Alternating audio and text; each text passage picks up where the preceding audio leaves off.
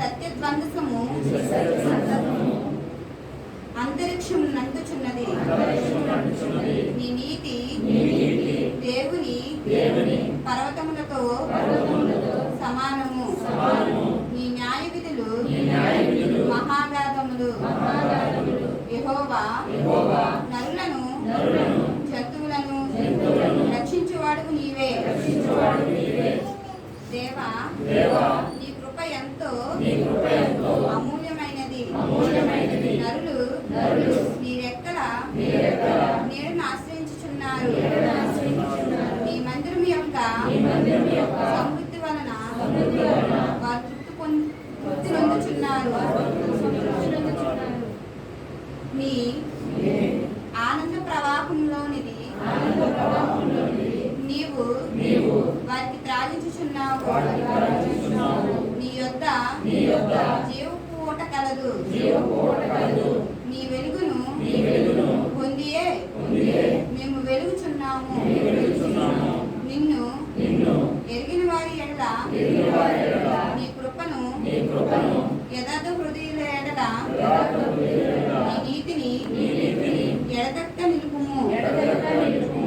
గర్విష్ఠుల పాదమును నా మీదకి రానియుము. భక్తిహీనుల చేతిని నన్ను పారద్రోలనీయుము. అదిగో పాపం చేయవారు అక్కడ పడి ఉన్నారు. లేవలేకుండా వాడు పడద్రోయబడి ఉన్నారు.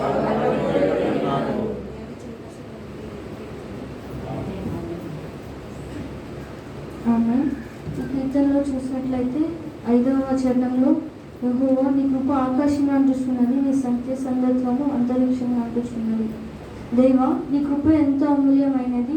నరులు నీ రెక్కల నీడను ఆశ్రయించుచున్నారు. హల్లెలూయా.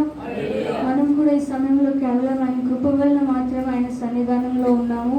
ఆయన కృప ఎంతో అమూల్యమైనది అనమాట. ఆ అమూల్యమైన కృప ఎన్నతగని ప్రేమ మనలను ఈ సన్నిధానంలో సజీవులుగా నిలబెట్టింది. ఆయన కృపను తలుచుకుంటూ మనందరం కూడా 2 చేతులు ఆయన వైపు వెళ్తూ దేవుని ఆరాధన చేద్దామా. యేసయ్యా నీవు ఇచ్చిన సమయానికి నీకు స్తోత్రములు ప్రభు. ప్రతి ఒక్క హృదయపూర్వకంగా దేవుని ఆరాధన చేద్దాం.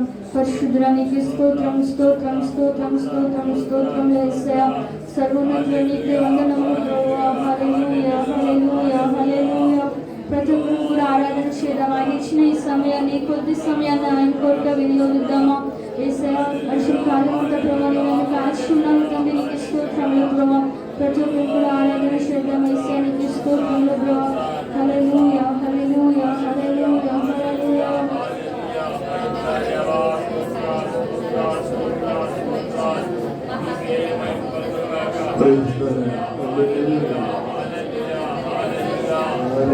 ప్రతి ఒక్కరు కూడా ఆరాధన చేద్దామా. ఏ ఒక్కరు కూడా అనాలోచనగా ఉండదు. ఏ ఒక్కరు కూడా సమయాన్ని వ్యర్థపరచదు. ఆయన ఇచ్చిన గొప్ప సమయాన్ని దేవునికి ఆరాధన చేద్దామా. యేసయ్యా నీకు స్తోత్రములు ప్రభా. స్తోత్రములు యేసయ్యా. హల్లెలూయా హల్లెలూయా హల్లెలూయా.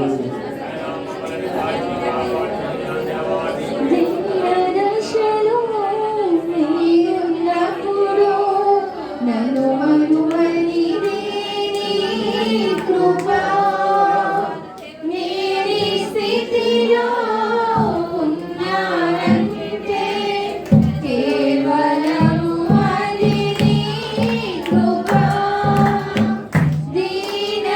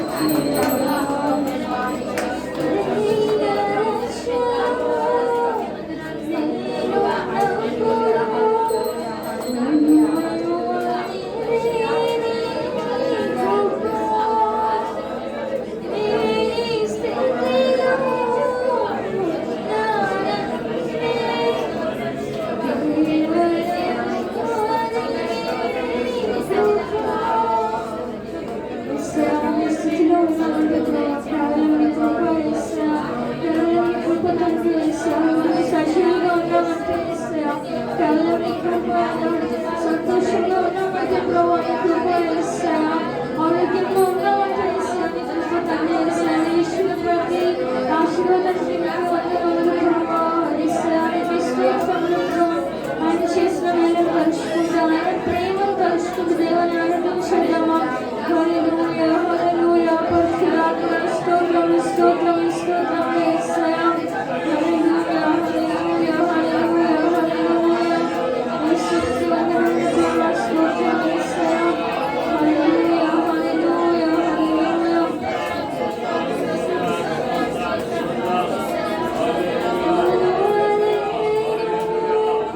నీదు ప్రేమ విలువలేదయా. నీ స్నేహం మరువలేను. నీదు ప్రేమ విలువలేదయా. నీ స్నేహం నీవే నా ప్రాణము, నీవే నా సర్వము, నీవే నా జీవము యేసయ్యా. నీవే నా ప్రాణము, నీవే నా సర్వము, నీవే నా జీవము యేసయ్యా. మార్గం నీవే, సత్యం జీవం నీవే, జీవించుటకు ఆధారం నీవే. మార్గం నీవే, సత్య జీవం నీవే, జీవించుటకు ఆధారం నీవే. అభయం రాకుండా కాపాడు వాడవు, నిన్ను నేను ఆరాధింతును.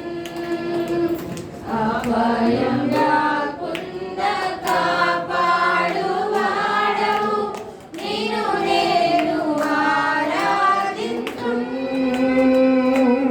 మరువలేను నీదు ప్రేమ విలువలేదయా. నీ స్నేహం మరువలేను. నీదు ప్రేమ విలువలేదయా. నీ స్నేహం నీవే నా ప్రాణము, నీవే నా సర్వము, నీవే నా జీవము యేసయ్యా. నీవే నా ప్రాణము, నీవే నా సర్వము, నీవే నా జీవము యేసయ్యా. తోడు నీవే, నా నీడ నీవే, నిత్యం నా తోడై నిలిచే చెలిమి నీవే. తోడు నీవే, నా నీడ నీవే, నిత్యం నా తోడై నిలిచే చెలిమి నీవే. బ్రతుకంతా నీ కొరకే జీవింతును, నిన్ను నేను ఆరాధింతును. బ్రతుకంతా నీ కొరకే జీవింతును, నిన్ను నేను ఆరాధింతును. మరువలేను నీదు ప్రేమ విలువలేదయా. నీ స్నేహం మరువలేను. నీదు ప్రేమ విలువ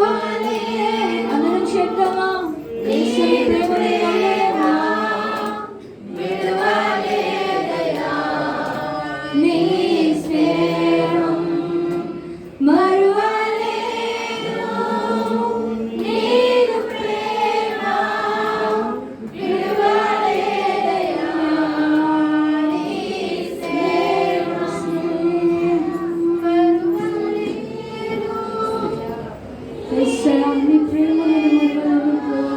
ఎనలేని ప్రేమతో మమ్మల్ని ప్రేమించిన దేవానికి స్తోత్రములు ప్రభా.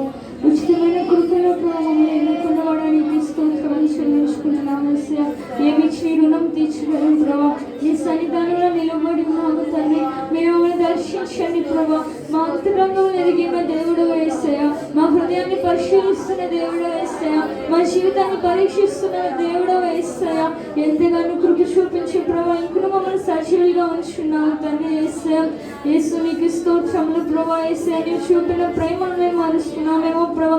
నీవు చూపిన కృపను ప్రభా మేము తృణీకరిస్తున్నామేమో తండ్రి యేసయ్యా. మీరు మమ్మల్ని క్షమించండి ప్రభా. నీ సన్నిధానంలో నిలబడి ఉన్న ప్రతి ఒక్క బిడ్డను ప్రభా యేసయ్యా మీరు ఎన్నుకున్న విధానం బట్టి నీకు స్తోత్రములు ప్రభా. నిజమే తండ్రి, ఏ యోగ్యత ఏ అర్హత లేదు యేసయ్యా. కేవలం నీ కృప ప్రభా. నీ కృపలో ప్రభా ఇంకను బ్రతికి ఉన్నాము ప్రభా.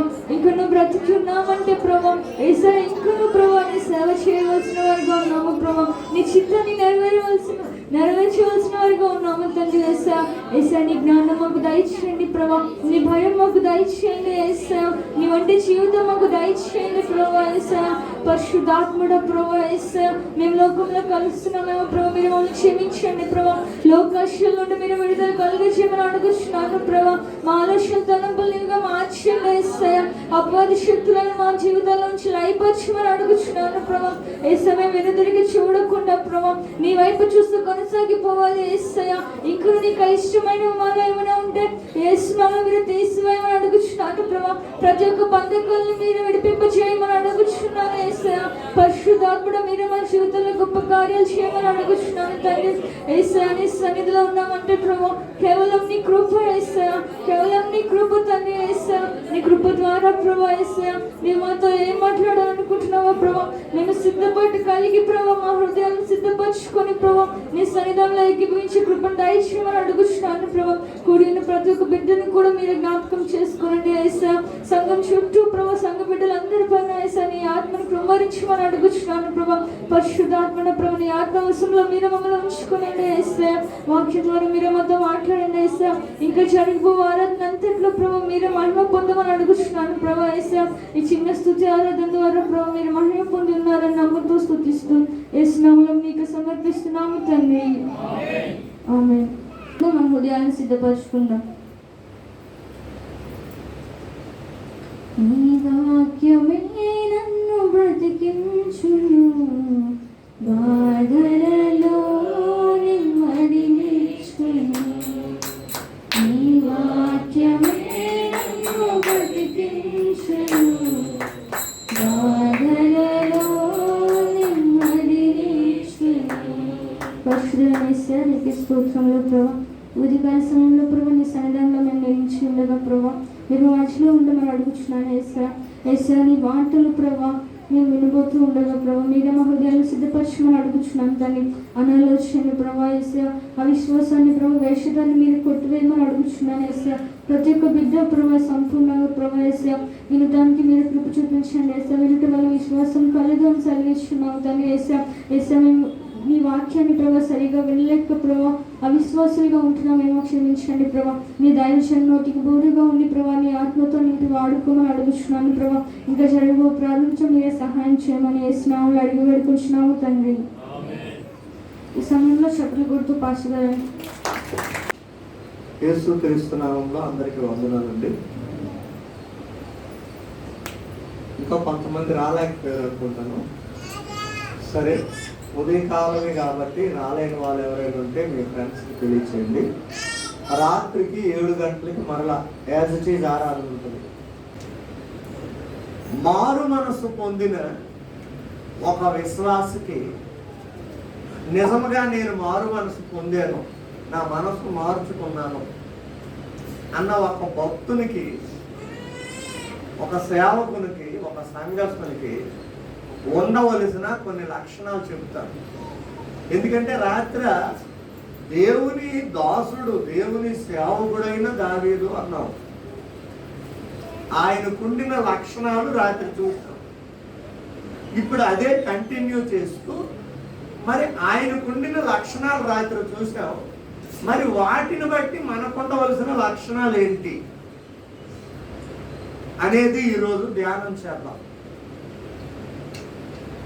రాత్రి దావీదు దేవుణ్ణి ఏ విధంగా హైలైట్ చేశాడండి? దేవుళ్ళు ఎలాంటి విషయాలు కనుగొన్నాడు? దేవుని యొక్క కృప ఎంత గొప్పదో చూశాడు.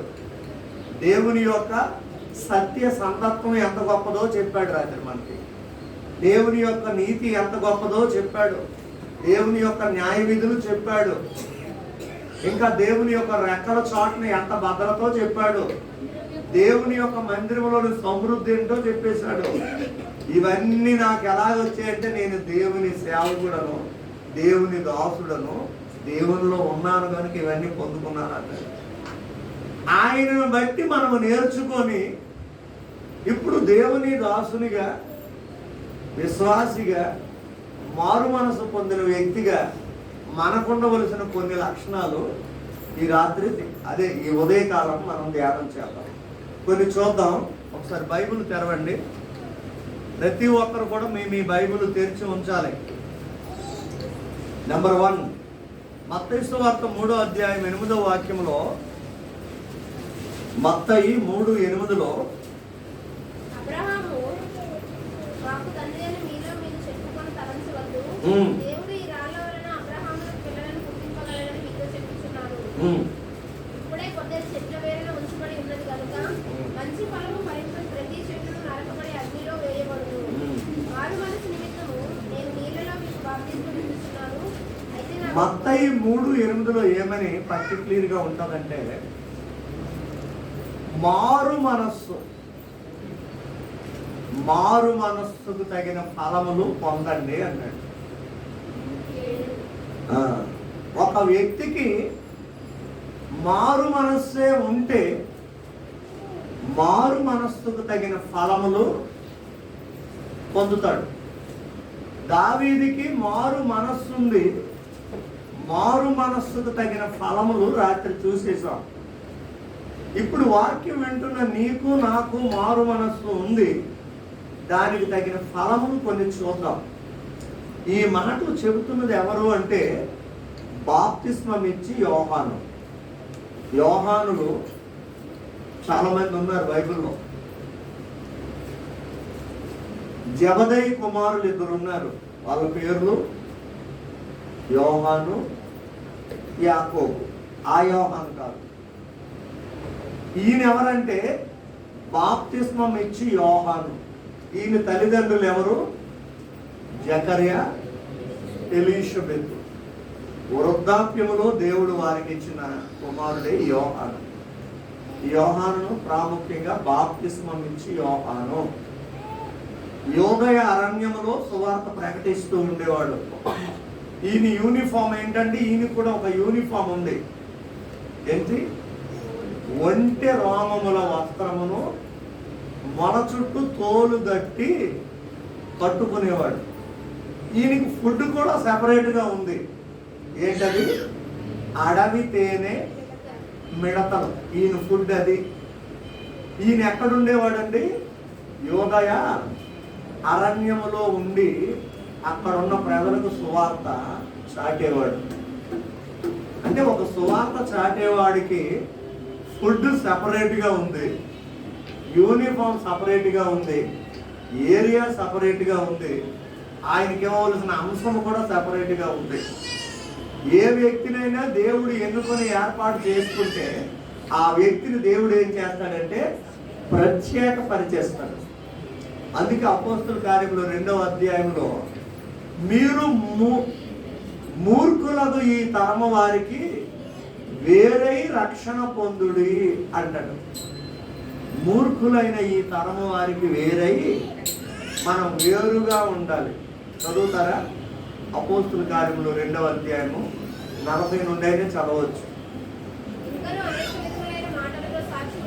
ఇంకాను అనేక విధములైన మాటలతో సాక్ష్యం ఇచ్చి మీరు మూర్ఖులకు ఈ తరము వారికి వేరే రక్షణ పొందండి. అది ఈ తరము వారు ఎటువంటి వారట? మూర్ఖులు. అలాంటి మూర్ఖులైన ఈ తరము వారికి వేరే మీరు రక్షణ పొందండి. వారితో కలిసి రక్షణ పొందలేరు. వారితో కలిసి ఉంటే మీరు రక్షణ పొందలేరు. వారికి వేరైపోండి. ఈ తరమంతా మూర్ఖులు. ఎంత మూర్ఖులంటే తల్లిని ఎలా గౌరవించాలో, తండ్రిని ఎలా గౌరవించాలో తెలియని మూర్ఖులు. భర్తను ఎలా లోబడాలో, భార్యను ఎలా ప్రేమించాలో తెలియని మూర్ఖులు. ప్రవక్తలను ఎలా గౌరవించాలో, సంఘాన్ని ఏ విధంగా పెంచాలో తెలియని మూర్ఖులు. అన్నదమ్ములతో అక్క చెల్లెలతో ఎలా మాట్లాడాలో తెలియని మూర్ఖులుగా ఉన్నారు. ఎక్కడ చూసినా మూర్ఖత్వం ఎక్కువైపోయిందండి. ఎందుకు అలా చేస్తున్నాడంటే మూర్ఖుడు అంటే మరి మనం చెప్పలేమండి. మూర్ఖుడు అది మూర్ఖురాలండి, మరి ఎవరి మాట వినతాం. అలాంటి మూర్ఖులకు ఈ తరము వారికి వేరై రక్షణ పొందండి అని అక్కడ పేతురు గారు చెప్తున్నారు. ఇక్కడ బాప్తిస్మం ఇచ్చి యోహానుని దేవుడు స్పెషల్గా ఎన్నుకున్నాడు. ఉన్నది ఉన్నట్టుగా బోధించమన్నాడు, యథార్థంగా మాట్లాడమన్నాడు. మనుషులకు లోబడొద్దని చెప్పాడు దేవుడు, దేవునికే లోబడమన్నాడు. ఆ విధంగా మంచి రోషం కలిగి సేవ చేస్తున్న సందర్భంలో ఆ యోర్దాను నది తీవ్ర ప్రాంతాలకు చాలా మంది వచ్చేసి మేము బాప్తిసం తీసుకుంటాం, మాకు బాప్తిసం ఇచ్చే నేను అడుగుతున్నారు. అప్పుడు కొందరికి బాప్తిస్మం ఇవ్వకుండా ఆపి మీరు మారు మనసు పొందండి, మారు మనసుకు తగిన ఫలములు, ముందు బాప్తిస్మం కాదు మారు మనసు ముందు పొందండి అని చెప్పాడు. మారు మనసు పొందడం అంటే మనసు మార్చుకోండి. మనిషి కాదు మారడం, మనసు మారాలి. మనసు మారితే ఏమవుతుందండి? మనసు మారితే ఏమవుతుంది? మనసు ఇంకో కాలంలో హృదయము, బ్రతుకు, జీవితము, ప్రవర్తన, మాట, తీరు, పేరు మారాలి. మీ మనసు, మీ హృదయం మారాలి అన్నాడు. మన హృదయం ఎటువంటిది? ఇర్మియా 17:9 ప్రకారము హృదయం అన్నిటికంటే మోసకరమైనది, ఘోరమైన వ్యాధి అట.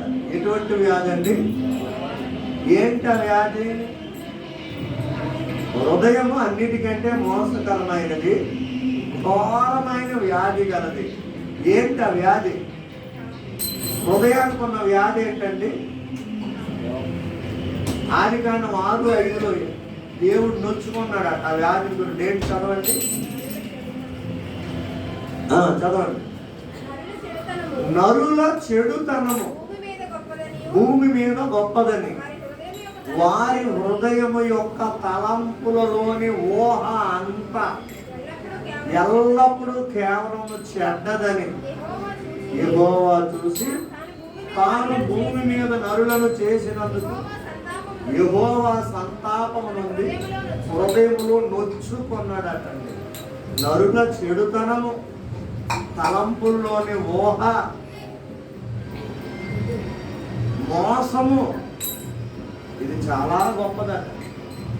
అందుకు దేవుడు నొచ్చుకున్నాడు. అందుకే అలాంటి మనస్సును మార్చుకొని మారు మనస్సుకు తగిన ఫలములు పొందండి అన్నాడు. ఇక్కడ ఎంతమంది మారు మనస్సు పొందారు? మీరు 2 చేతులు పైకి ఎత్తండి. నేను మారు మనసు పొందాను అన్నావు. ఏమండి? మారు మనసు పొందాను అన్నోళ్ళు 2 చేతులు పైకి ఎత్తండి.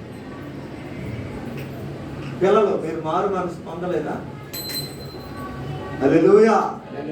అయితే మారు మనసు పొందితే తగిన ఫలములు ఫలించండి. మారు మనసు పొందితే తగిన ఫలములు ఫలించండి. ఆ ఫలములు ఫలిస్తేనే నువ్వు మారు మనసు పొందినట్టు. ఏంటి ఆ ఫలములు? కొన్ని ఫలములు చెప్తాను, చదవండి. ఎఫెసీ 4:32 అపోస్తులైన పౌలు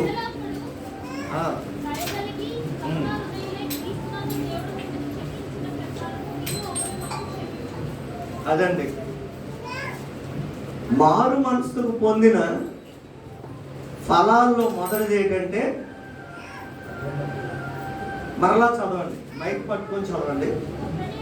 ఒకని ఎడల ఒకడు దయగలిగి ఒకని ఎడల ఒకడు దయ కలిగి కరుణా హృదయులై క్రీస్తునందు దేవుడు మిమ్మల్ని క్షమించిన ప్రకారం క్రీస్తునందు దేవుడు మిమ్మల్ని క్షమించిన ప్రకారము మీరును ఒకరిని ఒకరు క్షమించుడి. మారు మనసు పొందే వారిలో కనబడవలసిన మొదటి లక్షణము ఇతరులను క్షమించాల. ఎవరినండి? క్షమించాల. నీ ఎడల నీ భర్త తప్పు చేశాడు అనుకోండి, క్షమించాలి. భార్య తప్పు చేసింది అనుకోండి, క్షమించాలి. సహోదరుడు తప్పు చేశాడు అనుకోండి, క్షమించాలి. మారు మనసు పొందిన వారు మొట్టమొదటి కనబడవలసిన మొదటి లక్షణం ఇదేనండి, క్షమించే గుణం మనకు రావాలండి. పురుషులారా, మీ భార్యలను క్షమిస్తున్నారా? స్త్రీలారా, మీ భర్తలను క్షమిస్తున్నారా? తల్లిదండ్రులు పిల్లలు తల్లిదండ్రులను క్షమిస్తున్నారా? ఏమండి? ఇతరులను క్షమించే మనస్సు, క్షమ ఎవరిలో ఉంటది? క్షమ 1 కొరింథీ 13వ అధ్యాయంలో అంటాడు, ప్రేమ దోషములన్నిటినీ కప్పును, క్షమించునను. ఎవరు క్షమించగలరు అంటే ప్రేమ కలిగిన వాళ్ళు మాత్రమే క్షమించగలరట. ఒక వ్యక్తిని క్షమించాలంటే ఆ వ్యక్తి మీద నీకేం పుట్టాలి? ప్రేమ ఉంటే ఆ వ్యక్తిని క్షమించగలరు. సడన్ గా నువ్వు నడిచి వెళ్తుంటే ఎవడో సైకిల్తోనో బైక్తో జస్ట్ ఇలా గుద్దేసినట్టు నువ్వు పడిపోయావు, దెబ్బలేం తగలేదు. ఆ వెంటనే స్టాండ్ ఇస్తారు, అంటాడు సారీ పర్వాలేదు. ప్రేమ అంటే అది. కోపం ఉందనుకోండి, ఏం చేస్తావు? లైనే ఊపిరి తీయకుండా కొట్టేసాడు, చాలా లాక్కొని కోరికలు నేను సంగతి చెప్తాను. అలాగే కోరుండి గుర్తించేసుకోవడం కాదండి, అనుకోకుండా. కనుక క్షమించే మనస్సు మనకు కావాలి. మంచి ఎగ్జాంపుల్ ప్రభు చెప్పాడు. ఒక ధనవంతుడి దగ్గర 2 అప్పు వాడారట. ఎంత వాడారు? ఒక ఆయనేమో 50 దేనారములు వాడాడట, ఒక ఆయనేమో 5000 దేనారములు వాడాడట. ఎగ్జాంపుల్ నేను చెప్తున్నాను. జీవితం అవుతుంది, సంవత్సరం అయింది, 2 సంవత్సరాలు అయింది, 3 సంవత్సరాలు అయింది, 4 సంవత్సరాలు అయింది, 5 సంవత్సరాలు అయింది, ఎప్పటికీ తీర్చలేకపోతున్నారటండి. తీర్చాలనుకుంటున్నారట కానీ తీర్చలేకపోతున్నారు.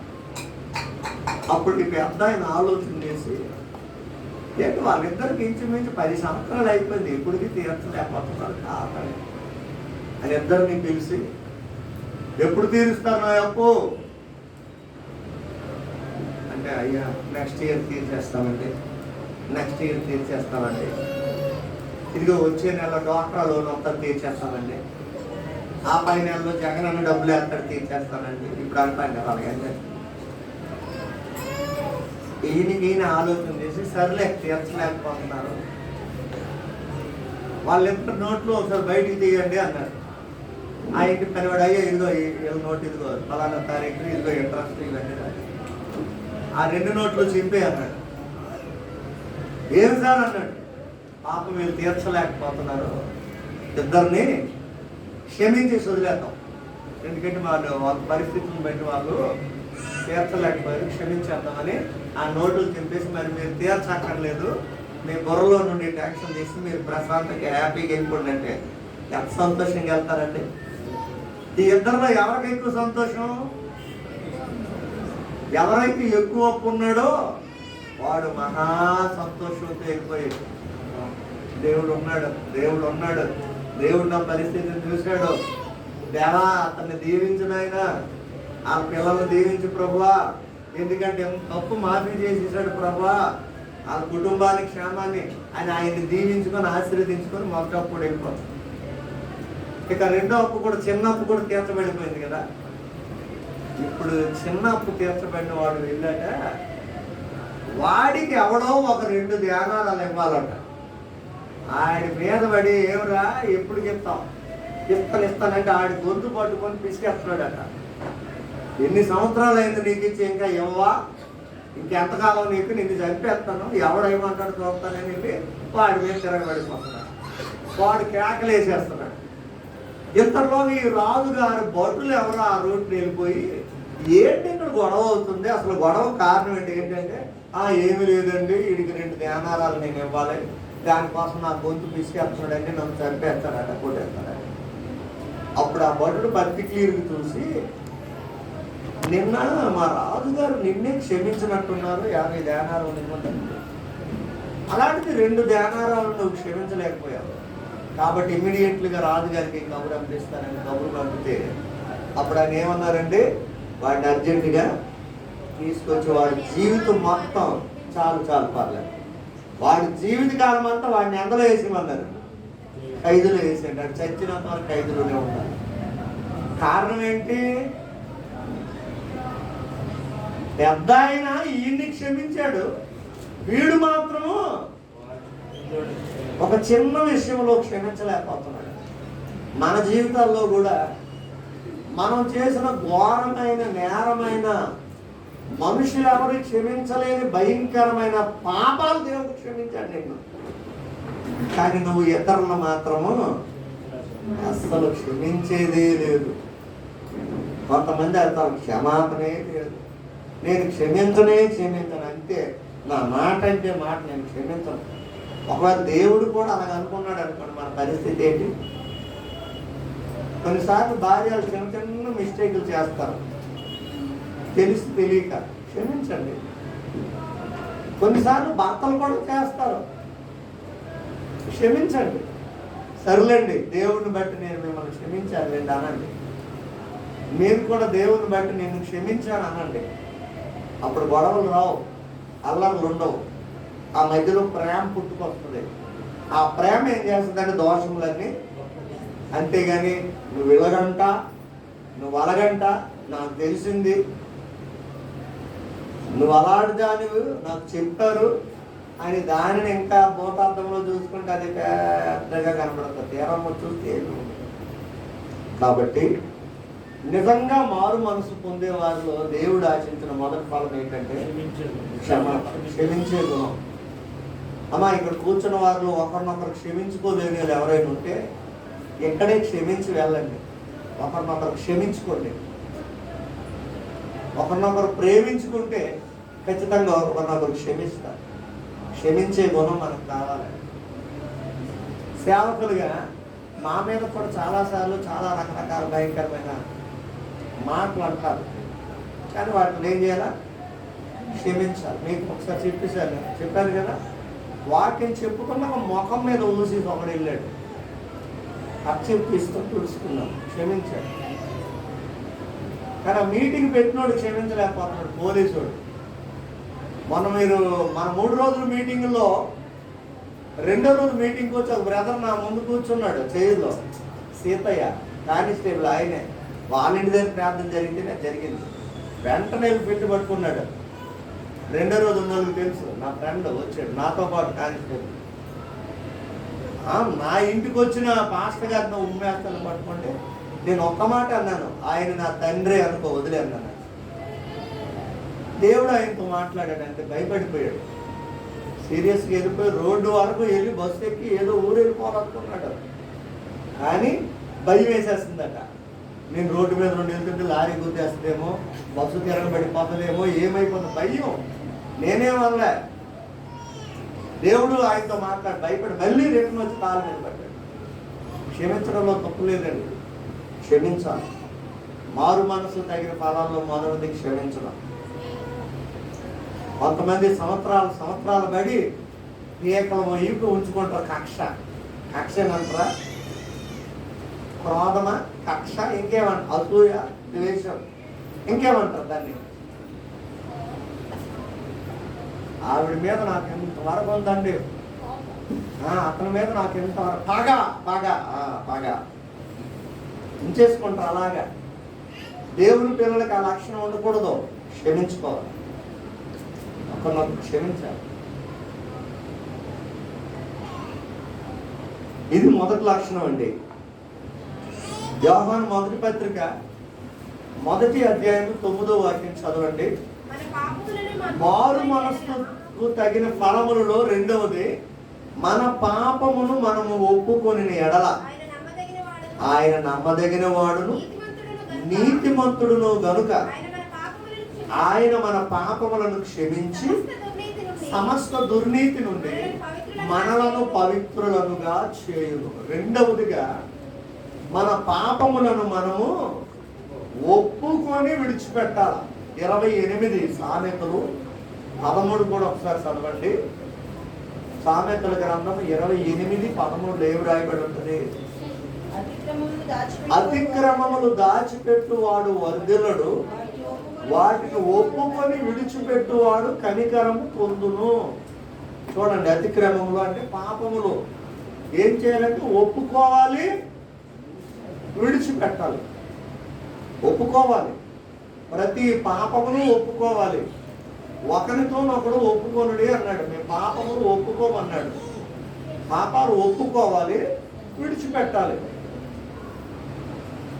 పాత నిబంధన కాలంలో అయితే దేశం మీదకి ఏదైనా కరువు వస్తే, రాజ్యం మీదకి ఏదైనా నష్టం కలిగితే, ఆనాటి కొందరు రాజులు, కొందరు ప్రవక్తలు దేవుని సన్నిధిలోనికి వెళ్ళిపోయి మోకరించి, దేవా ఇది నా పాపము, నా పాపమును బట్టి నా ప్రజలకి పరిస్థితి వచ్చింది, నా పాపమును క్షమించు అని వారి పాపాలు ఒప్పుకొని విడిచిపెడితే దేవుడు రాజుల ప్రార్థనలు, ప్రవక్తల ప్రార్థనలు విని దేశాలనే బాగు చేసేవాడు అన్నాడు.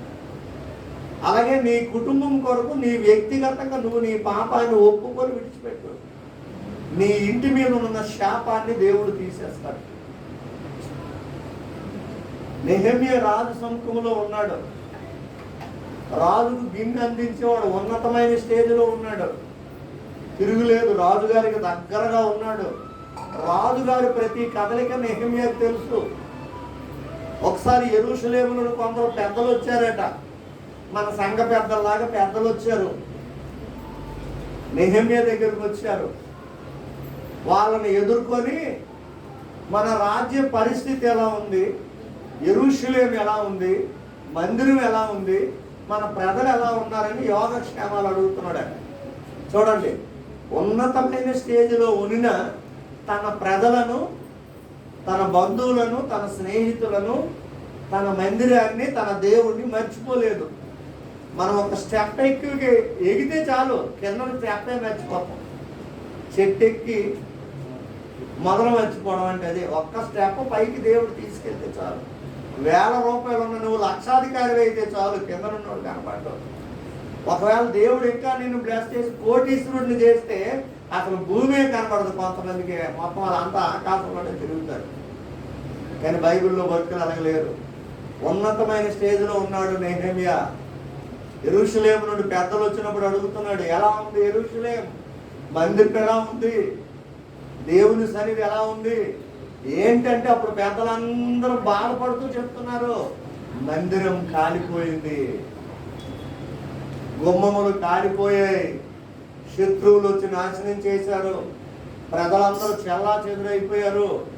అక్కడ పరిస్థితులు చెప్పేసరికి వెంటనే ఉన్న చాటున కూలిపోయి ఉపవాసం ఉండి కన్నీరు కార్చి గుండెలు బాదుకొని, ప్రభువా నా పాపమును, నా ప్రజల పాపమును క్షమించు అని ఒప్పుకుంటున్నాడు. ఈయనేం పాపం చేశాడు? రాజుగారి దగ్గర ఉన్నాడు, కానీ తన ప్రజల పాపములు ఎవరి పాపాలుగా తీసుకున్నాడట, ఇది నా పాపం. రాజుగారి దగ్గర సెలవడిగి మరలా వెళ్ళి మందిరం కట్టడం మరలా ప్రారంభించాడు. హల్లెలూయా. నెహెమ్యా 1వ అధ్యాయంలో ఈ మాటలు ఉంటాయి, తర్వాత చదవండి. కనుక రెండవదిగా నువ్వు మారు మనసు పొందినవాడు, పొందిన దానం అయితే రెండవ లక్షణం ఏంటంటే పాపమును ఒప్పుకోవాలి, విడిచిపెట్టాలి. మన క్రైస్తవులకు అలవాటు ఏంటంటే కప్పుకోవడం. క్రైస్తవ స్త్రీలు ఎందుకు ముసుగేస్తారంటే కప్పుకోవడానికి అంట. కప్పుకోవడానికి కాదమ్మా, ఒప్పుకోవడానికి. పురుషులైనా స్త్రీలైనా దేవుని దగ్గరికి వచ్చి మన పాపములు ఒప్పుకోవాలి, అదే టైంలో విడిచిపెట్టాలి. ఒప్పుకుంటే కుదరదండి, ఒప్పుకోవాలి, విడిచిపెట్టాలి కూడా. కొంతమంది ప్రతి వారము ప్రభువాన్ని పాపిని ఒప్పుకుంటారు. పుట్టిన నుండి చచ్చిపోయినంత వరకు ఒప్పుకోవడమే, విడిచిపెట్టడం అంటూ ఉండదు. ఏది ఒప్పుకున్నావో దాన్ని విడిచిపెట్టు. విడిచిపెట్టగలిగితేనే దాన్ని ఒప్పుకో. ఊరికే పెదవులతో ఎందుకు ప్రార్థన చేయడం? నెహెమ్యా ఒప్పుకున్నాడు. సమూయేలు గ్రంథంలో దావీదు ఒప్పుకున్నాడు, విడిచిపెట్టారు. దేవుడు ఆ దేశాలను బాగు చేశాడు, రాజ్యాలను బాగు చేశాడు. నువ్వు కూడా ఒప్పుకోవాలి. మారు మనసు పొందితే పాపమును ఒప్పుకోవాలి. పాపం అనగా గురి తప్పడం, ఆజ్ఞను అతిక్రమించడం, దేవునికి ఇష్టం లేని పని చేయడం, ఇతరులకు హాని కలిగించి పని చేయడం. అది దేవుని చిత్తానుసారమైనది కానిది ఏది చేసినా పాపం. దేవునికి వ్యతిరేకమైన పని ఏది చేసినా పాపం. దాన్ని ఒప్పుకోవాలి, మారు మనసు పొందే వారికి ఉండవలసిన రెండవ గుణం అండి అది. మూడవ లక్షణం చదవండి. అపోస్తల కార్యములు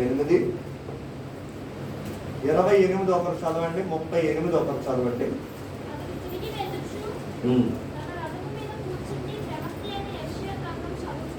అబ్బా, రథం మీద కూర్చొని యెషయా గ్రంథం చదువుతున్నాడంట.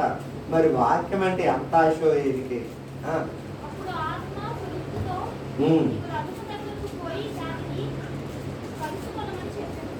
38 త్రోవలో వెళ్ళుచుండగా ఈయనున్న ఒకటికి వచ్చినప్పుడు నపుంసకుడు, ఇదిగో నీళ్లు, నాకు బాప్తిస్మిచ్చుటకు ఆటంకమేమని అడిగి రథము నిలుపుమని ఆజ్ఞాపించెను. చాలు. ఇక్కడ ఒక నపుంసకుడు, నిన్ననో మొన్ననో ఎవరో నాకు ప్రశ్న వేశారు, పాస్టర్ గారండి ఇజ్రాయెలు పరలోకం వెళ్తారా అని. ఎవరు వేశారు? మర్చిపోయారు. పరలోకం వెళ్తారా అని. వీళ్ళు 3 రకాలు ఉంటారండి. దేవుని వలన ఇజ్రాయెలుగా పుట్టిన వారు కొందరు ఉంటారు, దేవుని కొరకు ఇజ్రాయెలుగా మారిన వారు కొందరు ఉంటారు, మనుషుల ద్వారా ఇజ్రాయెలుగా మారిన వారు కొందరు ఉంటారు.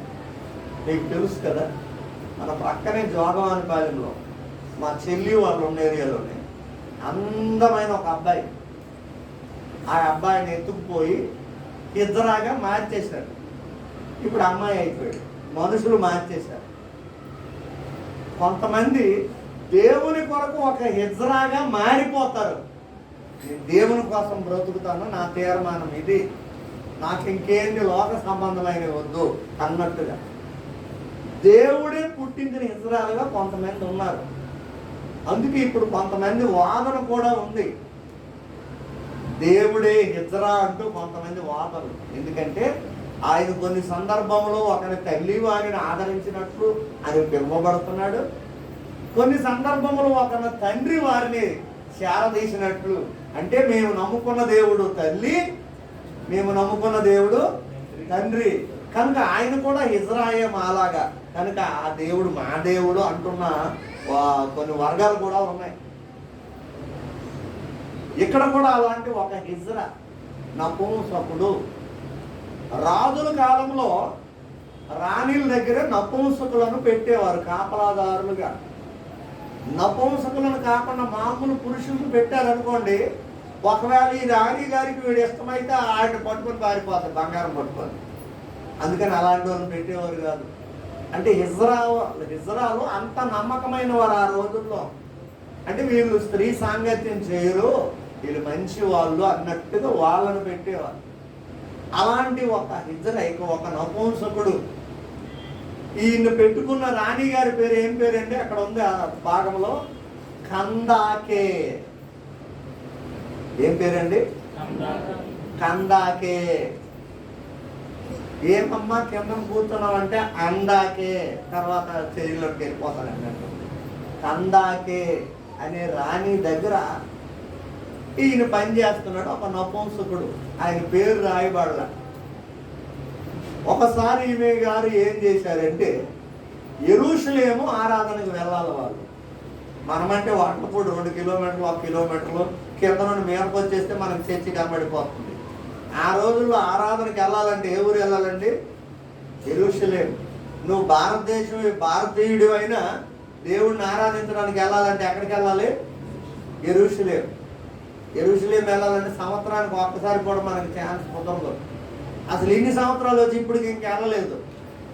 దేవుని చిత్తమైతే ఈ సంవత్సరం చివరిలోనూ నెక్స్ట్ ఇయర్లోనూ వెళుదుము గాక, వెళ్తాం. మీలో ఎవరికి విశ్వాసం ఉన్నా మీరు కూడా వస్తారు. నేను కూడా ఖచ్చితంగా వెళ్తాను, వెళ్ళాలి. జీవితంలో ఒక్కసారి మనం వెళ్ళలేకపోతున్నాం. కానీ అక్కడ వాళ్ళు ఆరాధన చేయాలంటే యెరూషలేమే ఆరాధనకు వెళ్ళాలి. అప్పుడు ఈ కందాకే అనే రాణి గారు ఏం చేశారంటే, నేనైతే వెళ్ళడానికి అవదు, ఈసారి నువ్వు వెళ్ళి ఆరాధన చేసుకునిరా అని రథం ఇచ్చి, రథం తోలేవాడిని ఇచ్చి, ఈ నపుంసకుడి చేతికి కొన్ని కానుకలు ఇచ్చి, ఆ రోజుల్లో రాజులు రాణులు వారి హోదాకి తగినట్లుగా, వారి స్థితికి తగినట్లుగా కానుకలు పట్టుకొచ్చి దేవుడికి ఇచ్చేవారు. తూర్పు దేశపు జ్ఞానులు ఎలాంటి కానుకలు ఇచ్చారు? బంగారము, సాంబ్రాణి, వారి స్థితికి తగినట్లు కానుకలు వాళ్ళు ఇచ్చేవారు. మనము కూడా మన స్థితికి తగినట్లుగా దేవునికి మనం కానుకలు, కొంతమంది సిరిగిపోయినవి, అరిగిపోయినవి, వాళ్ళకి టిఫిన్కి కూడా పనికిరానివి దేవుడి కానుకలు అని చెప్తారు. అలా కాదు, మన స్టేటస్కి తగినట్టుగా మనం దేవునికి కానుకలు ఇవ్వాలి. నువ్వెంత ఇవ్వగలవో అంత ఇవ్వాలి. నీకు పనికిరానిదంటూ దేవుడికి ఇవ్వకూడదు. నీకు ఉన్న అన్నిటిలో శ్రేష్టమైనది దేవుడికి ఇవ్వాలి. మనకంటే ఉన్నతమైన స్టేజ్లో ఉన్న ఒక వ్యక్తి ఫంక్షన్కి పిలిచాడు అనుకోండి, ఏ బట్టలు వేసుకుంటాం? నీ బీరువాలు మొత్తం వెతికిసి అన్నిటికంటే ఏదైతే విలువైనదో అది వేసుకొని వెళ్తావు. అదేంటి బ్రదర్ ఈరోజు సూట్ వేసారు ఏంటి అని అడిగితే, ఈరోజు అసలు పెళ్ళి ఎవరికి అనుకున్నావు? మా డిఎం గారి కూతురుదండి. మామూలుగా వెళ్తే అక్కడ కుదరదు. ఒక ఉన్నతమైన మనిషి దగ్గరికి వెళ్తేనే ఉన్నతమైన స్టేజ్లో వెళ్తున్నావు. మరి దేవుడు సర్వోన్నతుడు. మరి ఆయన దగ్గరికి వెళ్ళి ఆయనకి మనం కానుక సమర్పణ చేసేటప్పుడు ఎలాంటి సమర్పణ ఇవ్వాలండి? శ్రేష్టమైనది ఇవ్వాలా. మిగిలిపోయింది ఎప్పుడు ఇవ్వకండి. మిగిలిపోయిన నువ్వు ఉంచుకో. శ్రేష్టమైనది ఆయనకి ఇవ్వండి. ఒకటి.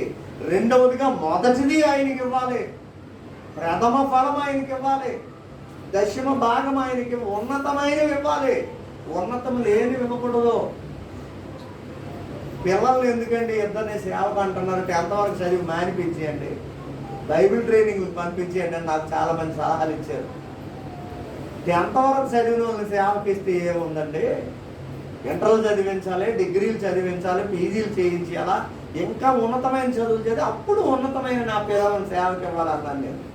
మరి చదువుల కోసం ఇన్ని లక్షలు వేస్ట్ కదా అంటే, ఇవన్నీ కలిపి సేవకు ఉపయోగపడతాయండి ఆ చదువులు. ఉదయం ఒక సహోదరుడు అడుగుతున్నాడు, పేరు చెప్పను, అయ్యగారండి పాపకి బాబుకి పెళ్లి చేయరా అని అడుగుతున్నాడు. ఎందుకు చేయను? నేను చేస్తాను. ఎవరికి పెళ్లి చేస్తాను? పాపకేమో పాస్టర్ గారికి, బాబుకేమో పాస్టమ్మ గారికి. అంటే సేవకులకు చేస్తామని పెళ్లి.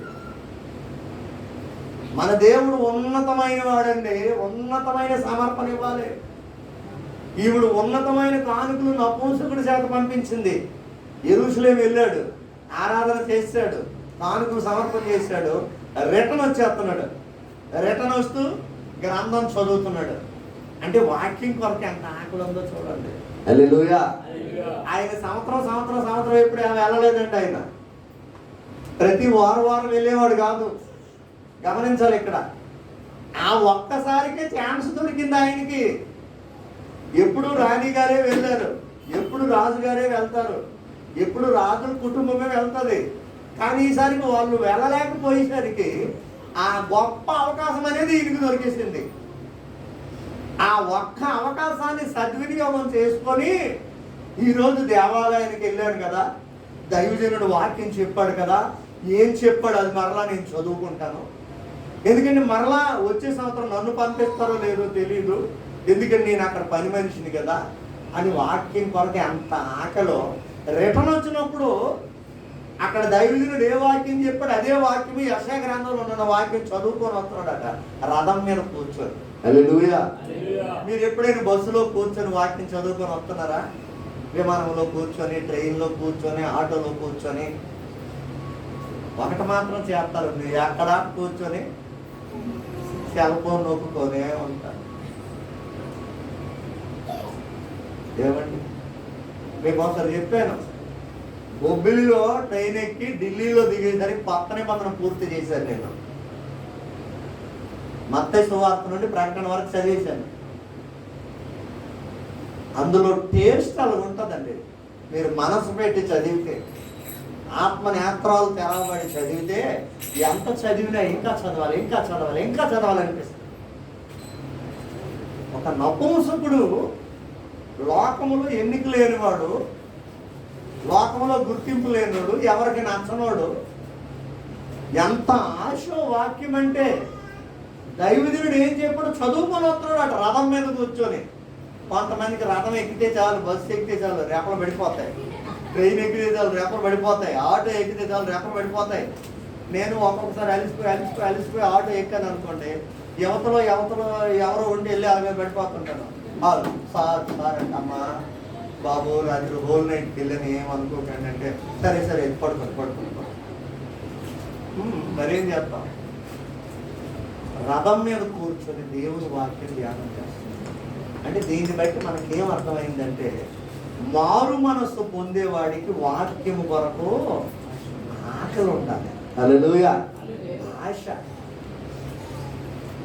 ఒకసారి మార్క్స్ వార్త 2వ అధ్యాయం చూడండి, అక్కడ ఏమని ఉంటుంది మొదటి నుంచి చదవండి. కొన్ని దినములైన పిమ్మట ఆయన మరలా ఎక్కడికమ్మా? కపెర్న అని చదువు. కపర్న అంటే మళ్ళీ కప్పల్లాగా వినబడుతుంది. కపెర్నహూముకు వచ్చాను. యేసు ప్రభువారు కపెర్నహూము వచ్చినప్పుడు, ఆయన ఎంత ఉన్నాడని వినవచ్చినప్పుడు అనేకులు కూడి వచ్చిరి గనుక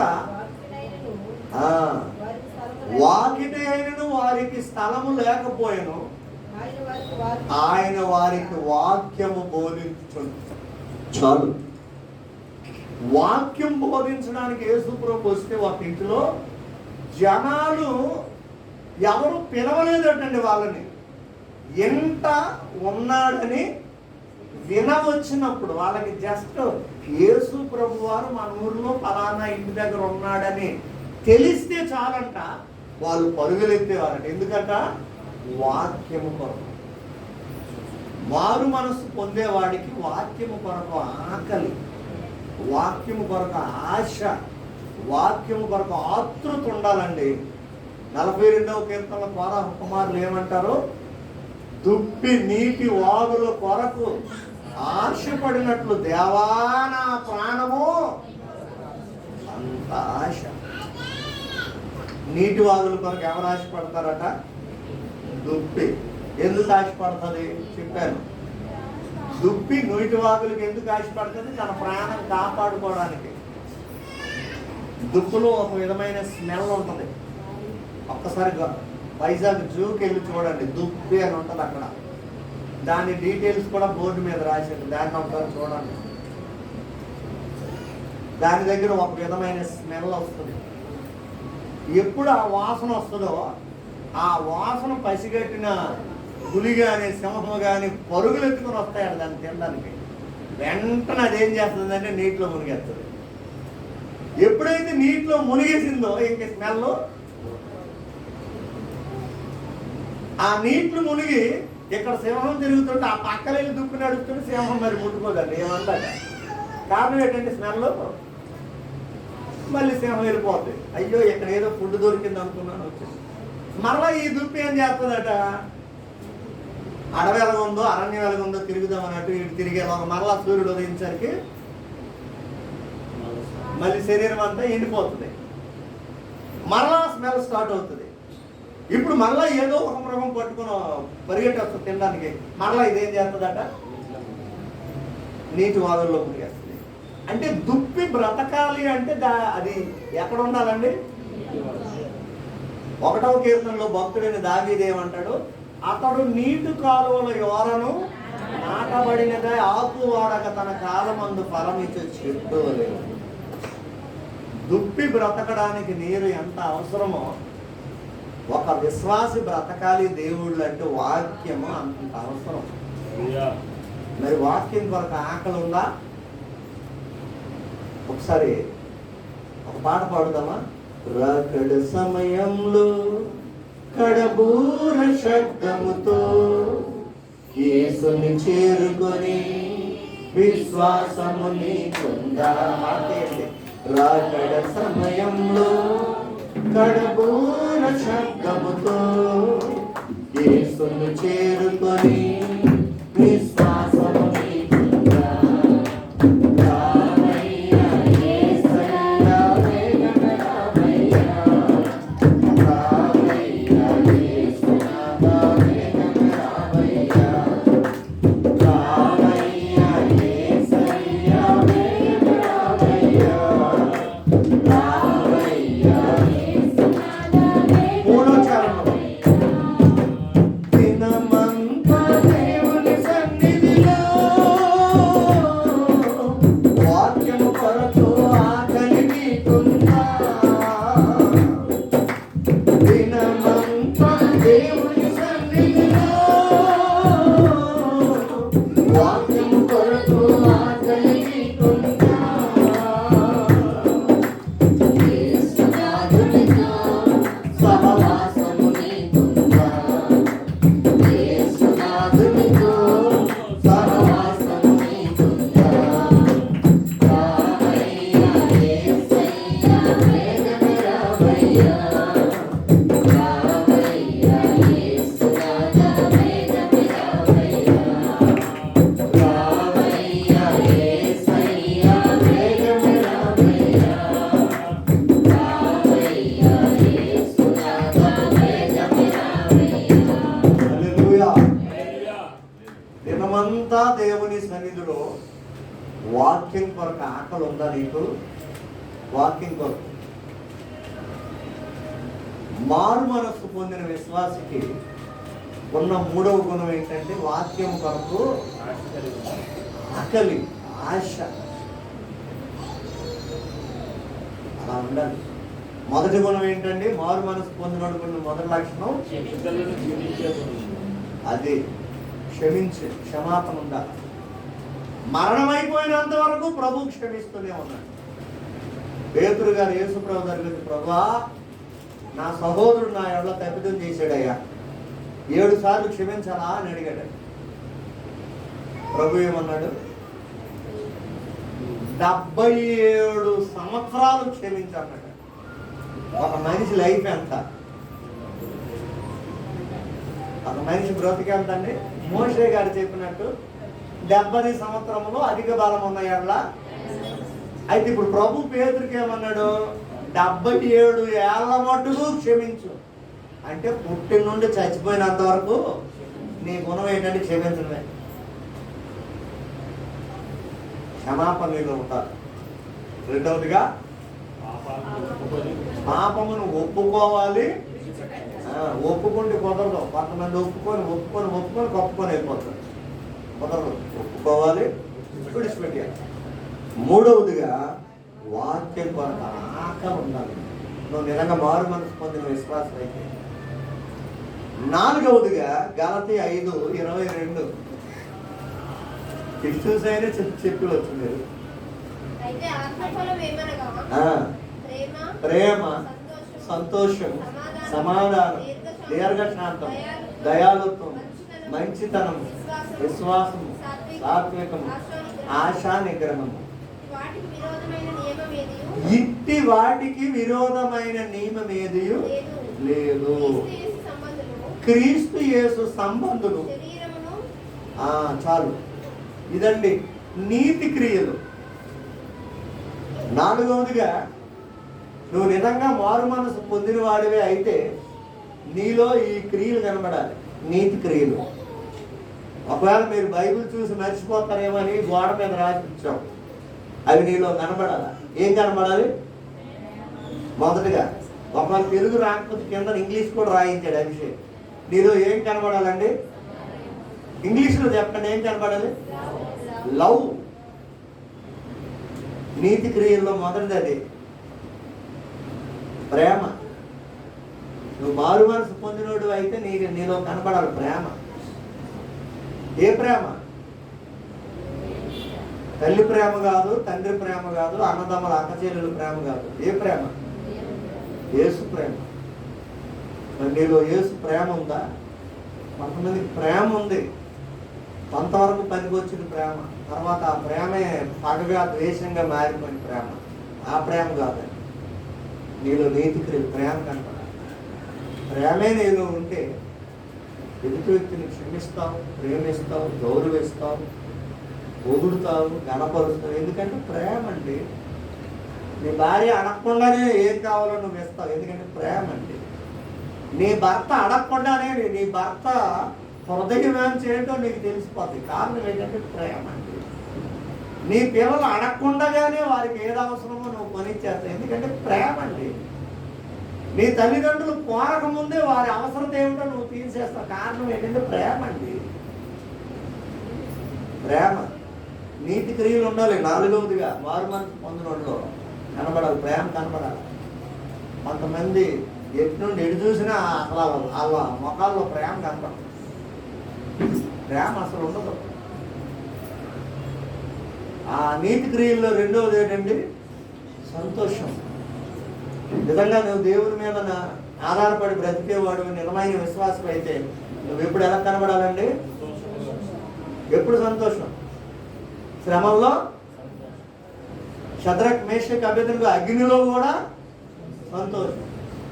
దానియేలుకు సింహబోనులో కూడా సంతోషం. పౌలు శీలకు శరసాల్లో కూడా. మరి మీరు ఎప్పుడు సంతోషం కనబడాలి. ఉద్యోగస్తులకు 1వ తారీఖు నుండి 7వ తారీఖు వరకు సంతోషమే, దేవుని ఎన్నో డబ్బులు ఉంటాయి. 3వ వారం నుండి ప్రార్థనకి ఉండండి, ఛార్జీకే డబ్బులు లేవు, మళ్ళీ మీరు ప్రార్థన. ఆ దుఃఖం వచ్చేసింది అప్పుడే. ఏ పరిస్థితిలోనైనా నువ్వు సంతోషంగా కనపడాలి, ఎందుకంటే దేవుడు నాకు తోడు ఉన్నాడు అన్న సంతోషం. ఆనాటి భక్తులండి, యేసు ప్రభు శిష్యులందరూ నరకబడ్డానికి వెళ్ళినప్పుడు ముందు పేతురుని సిలువేసి చెప్పేయాలనుకున్నారు. అప్పుడు పేతురు అంటాడు, అయ్యా ఒక్క నిమిషం, నాకు సిలువేసేయండి, కానీ డైరెక్ట్గా వేయొద్దండి. ఆ డైరెక్ట్ వేయించుకునే సిలువ మా దేవుడికి మాత్రమే సాధ్యం. నన్ను ఏంటంటే తల క్రిందలు కారు పైకెత్తి నాకు సిలువేసి చంపేయండి, నేను కళ్ళు మూసుకొని ప్రార్థన చేసుకుని నన్ను చంపేయండి అని సంతోషంతో చచ్చిపోయాడు. 12 మంది శిష్యులు కూడా అంతే. యోహాను ఒక్కడేనండి సహజ మరణం పొందాడు, ఎక్కువ కాలం బ్రతికాడు, ముసలయ్య వరకు. మిగతా వాళ్ళందరూ అలాగే చచ్చిపోయాడు. తల ఖండించుతానని యాకోబు అడిగినప్పుడు ఒక్క నిమిషం ఉండండి, నేను మోకాలు ప్రార్థన చేసి నా దేవుని స్తుతించుకోండి, తల నరికేయండి అన్న. అలా మోకరించకుంటుండగా తల నరికేశారు. చూడండి, వాళ్ళు మరణానికి కూడా సంతోషంగానే మరణించారండి. ఒక క్రైస్తవ విశ్వాసవీరుడు మరణం కూడా ఎలా ఉండాలట? సంతోషంగానే మరణించాలి. మరణములో కూడా సంతోషం అంటే వాళ్ళకి. మరి మనకి ఎప్పుడు సంతోషం? కొంతమంది మొఖాలు ఎప్పుడు సంతోషంగా ఉండవు. అమ్మ ఈరోజు ఉపవాసం అంటే లేదండి, చికెన్ బిర్యానీ ఉండేనండి. మరి అయినా ఆ మొఖంలో ఎందుకో సంతోషంగా. ఏమండి డబ్బులు ఏమైనా అవసరం ఏంటంటే బోల్డ్ అని డబ్బులు ఉన్నాయండి, మరి ఆ మొఖం ఎందుకు అలా ఉంది? అది ఎందుకుందో తెలియదు కొంతమందికి. అట్లా సంతోషం అనేది ఉండదు. నీతి క్రియలు నీలో కనపడాలి. నువ్వు నిజంగా మారు మనసు పొందినవాడు అయితే ప్రేమ కనపడాలి. నేను ఎప్పుడు చూసినా సంతోషం. యేసు మనలో ఉన్నప్పుడు మనకి ఎప్పుడు ఏముంటుంది? అంతేలే. ఒకసారి సంతోషంగా నవ్వండి అమ్మా, ఇడ్లీలు మీకు ఇస్తాను నవ్వండి, డబ్బులు ఇస్తాను నవ్వండి. ఈ రోజుల్లో నవ్వడానికి క్రైస్తవుడికి అది కాదు, క్రీస్తు నీలో ఉంటే పలవాడండి. సంతోషం నాకు సంతోషం, యేసు నాలో ఉంటే సంతోషం. సంతోషం నీకు సంతోషం, యేసు నీలో ఉంటే సంతోషం. సంతోషం నాకు సంతోషం, యేసు నాలో ఉంటే సంతోషం. సంతోషం నీకు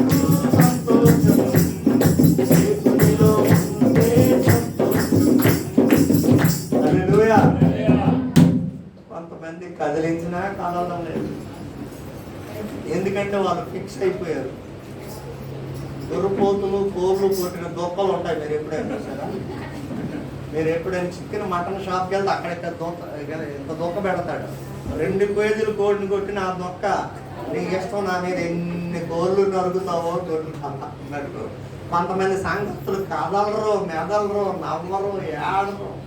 అస్సలు పాపం ఎంత కదిలిద్దామని ఆ పాస్టర్ గారు ప్రయాసపడి ఆలు కదిలిపోతాడు. నువ్వు నిజమైన మారు మనసు పొందిన విశ్వాసం అయితే నీలో నీతి క్రియలు కనబడాలి. 4వదిగా ఆ నీతి క్రియల్లో ప్రేమ కనబడాలి, సంతోషం కనబడాలి, సమాధానం. మనకి సహోదరు ఒక సిస్టర్ గారు ఉన్నారు, ఆవిడ పేరు కూడా సమాధానమే, మంచి పేరు. మీలో ఒకరితో ఒకరు సమాధానంగా లేరేమో, సమాధాన పడండి అని ఉంది. అన్నిటికంటే ముందు దేవునితో నువ్వు సమాధాన పడాలా. దేవునితో సమాధాన పడి నీవు తోటి సహోదరుడు సహోదరితో కూడా సమాధాన పడాలి. సమాధానం లేని చోట నరకంలాగా ఉంటుంది. అది నీలో కనబడాలి. దీర్ఘశాంతం కనబడాలి. ఎంత శాంతం అండి అది? దీర్ఘశాంతం. కొంతమందికి అసలు శాంతమే ఉండదు, పేరు మాత్రం శాంతమే. శాంతమూర్తి, శాంతరాదు, శాంతమ్మ పేరు, అస్సలు శాంతం ఉండదు. దీర్ఘ శాంతం ఉండాలి. మన ఎలీషా గారికి ఎంత శాంతం ఉండాలో అంత శాంతం. అర్థమైందండి? దీర్ఘ శాంతం. ఏ కోశాన చూసినా నీలో కోపం అనేది, నీలో వేరే విషయం అనేది కనబడకూడదు. ఎలాంటి పరిస్థితుల్లోనే నేను శాంతంగానే, సమాధానంగానే, నెమ్మదిగానే మాట్లాడతానండి. మరి ఎంత కంట్రోలింగ్ పవర్ ఉందో అన్నట్టు కొంతమంది మనకు కనబడతారు. కనుక దీర్ఘ శాంతం నీలో కనబడాలి. తరువాత దయాలత్వం. దయ ఇది చాలా మంచి గుణం అండి. కొంతమందికి దయ లేదు. కొంతమంది వచ్చి బాబు దయ లేదా అంటారు. దయ లేదండి. కొంతమంది దయ అన్నాడు ఎక్కడ లేదు, పక్కింటికి వెళ్ళిపోండి. కొంతమందిని చూసినప్పుడు దయ చూపించాలి, సహాయం చేయాలి, వారి అవసరం తీర్చాలి.